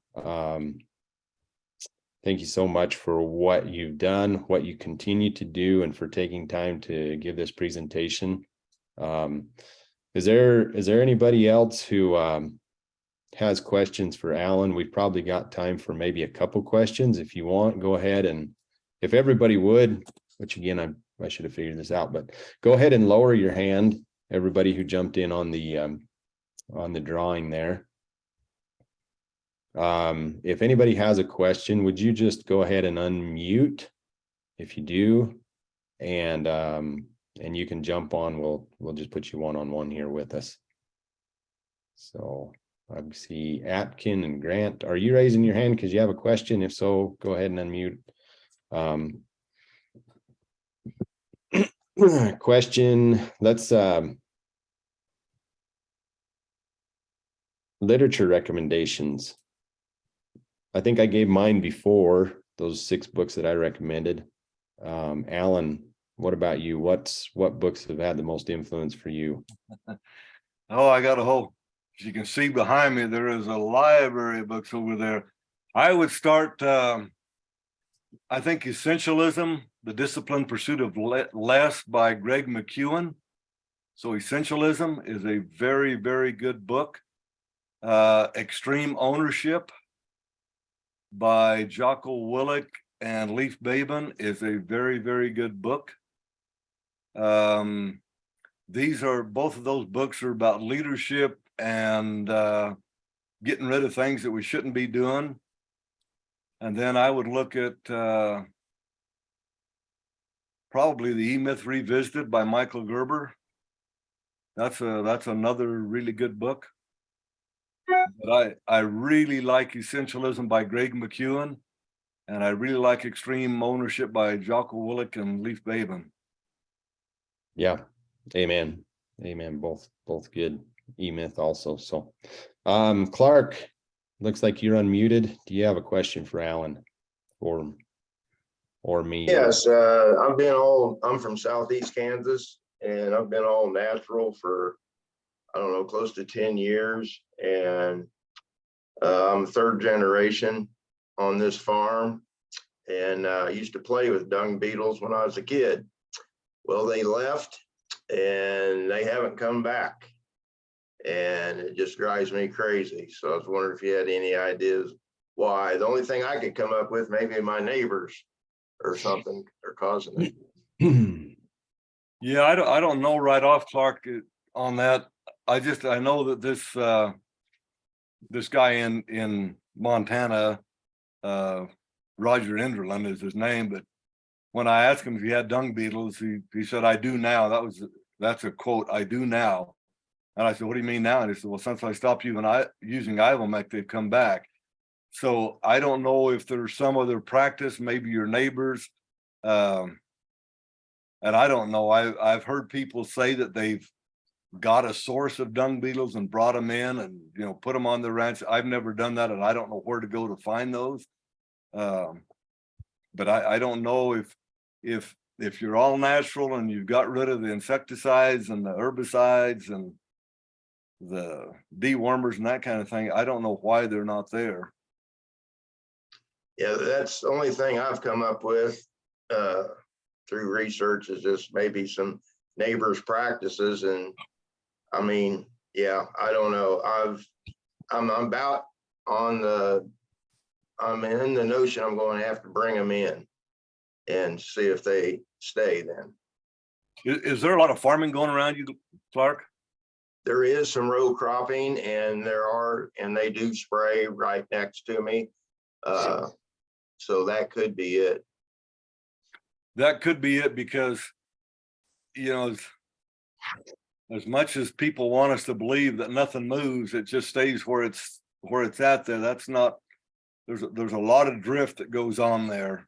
Yes. Right. Aerial or if we're just using a tractor out there and spraying it, it's if there's any kind of breeze at all, we just get drift, and who knows what happens in the soil and the water and all that kind of stuff with it. So what's odd is there's just this 140-acre field of row crop, and besides it, and our farm is 500 acres.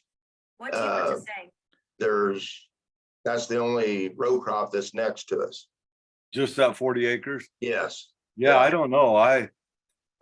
You might just look at bringing them in and see what happens. I mean, I wouldn't spend a ton of money on it, because you don't know that there's something there, that's left in the soil that would kill whatever you brought in or whatever. So I wouldn't go gung ho, but I'd sure bring some in, find someplace and bring them in, and then just see what kind of result you get out of it. Okay, thank you. I think that's what the plan is at this point. You're welcome. All right, and then we had, thank you very much, Clark. Grant, did you have a question? Grant Bowman? see your hands raised. You can go ahead and unmute. And then we might, okay, if you're not there, Les, how are you doing? Welcome. Great, thanks. Hi, Alan. How you doing? I'm good, Les. How are you? Not too bad. Say, you know, you're quite familiar with our operation, and we've had the propping up issue for several years now. So the conundrum that I'm facing and wondering about is, you know, when they get to be 3-year-olds and we have all that appreciation into them, and that's when they're falling out. That's when we're losing them, and that's costing us dearly. It has this past fall with our preg testing results. So my question is until we get the type of cattle that we need that can thrive in this environment and the conditions under which we would like to manage them, do we need to continue to prop up those 3-year-olds and get them through to, you know, till their mature cows and their maintenance requirements settle down to some degree? I guess I'm struggling knowing what the best economic decision is there, especially given the in light of our current market. Yeah. Again, the example I used was, all right, well, she's appreciating in value, you know, from a weaned heifer until you get her bred as a yearling and that kind of thing. And if she's not getting bred, then she's appreciated. But if it's the 3-year-old after that first calf and she's fallen out, there's a couple of things you can do there. One is, I mean, you got to look at the numbers and be honest with the numbers and that. But I would look at that and say, okay, it's always better to sell a bred cow than it is an open cow, or a bred replacement heifer 3-year-old than an open 3-year-old. So how can I do that in a way and not hurt myself? And I think one of those things is, all right, well, go to a longer breeding season, but only keep the ones that get bred in the first 45 or 60 days, whatever your cutoff time is there, so that you're not keeping the less fertile or the less hardy animals in the herd. We want to get rid of those. We want nature to cull those out for us. But at the same time, as we started this session or ended the last session, we've got to be profitable. And if we're not profitable, then what happens? We're out of business. So it's a balancing act there of how much pressure and how soon do I put it on and for how long. It's if you were buying all your replacement heifers or buying weaned heifers and growing them out there in your country on that range that you're at and that kind of thing, I just do it and pull the trigger and be done with it. But you're not doing that, so that makes it a little bit different. And I think I'd be a little more forgiving in the beginning, but realize that this is the goal. So again, you could say 3 years from now, where do I want to be? Well, 3 years from now, I want all the props pulled out. Well, if we pull them all out the first year, probably financially that's going to hurt. But if we take 3 years to pull them out, then it doesn't hurt as bad.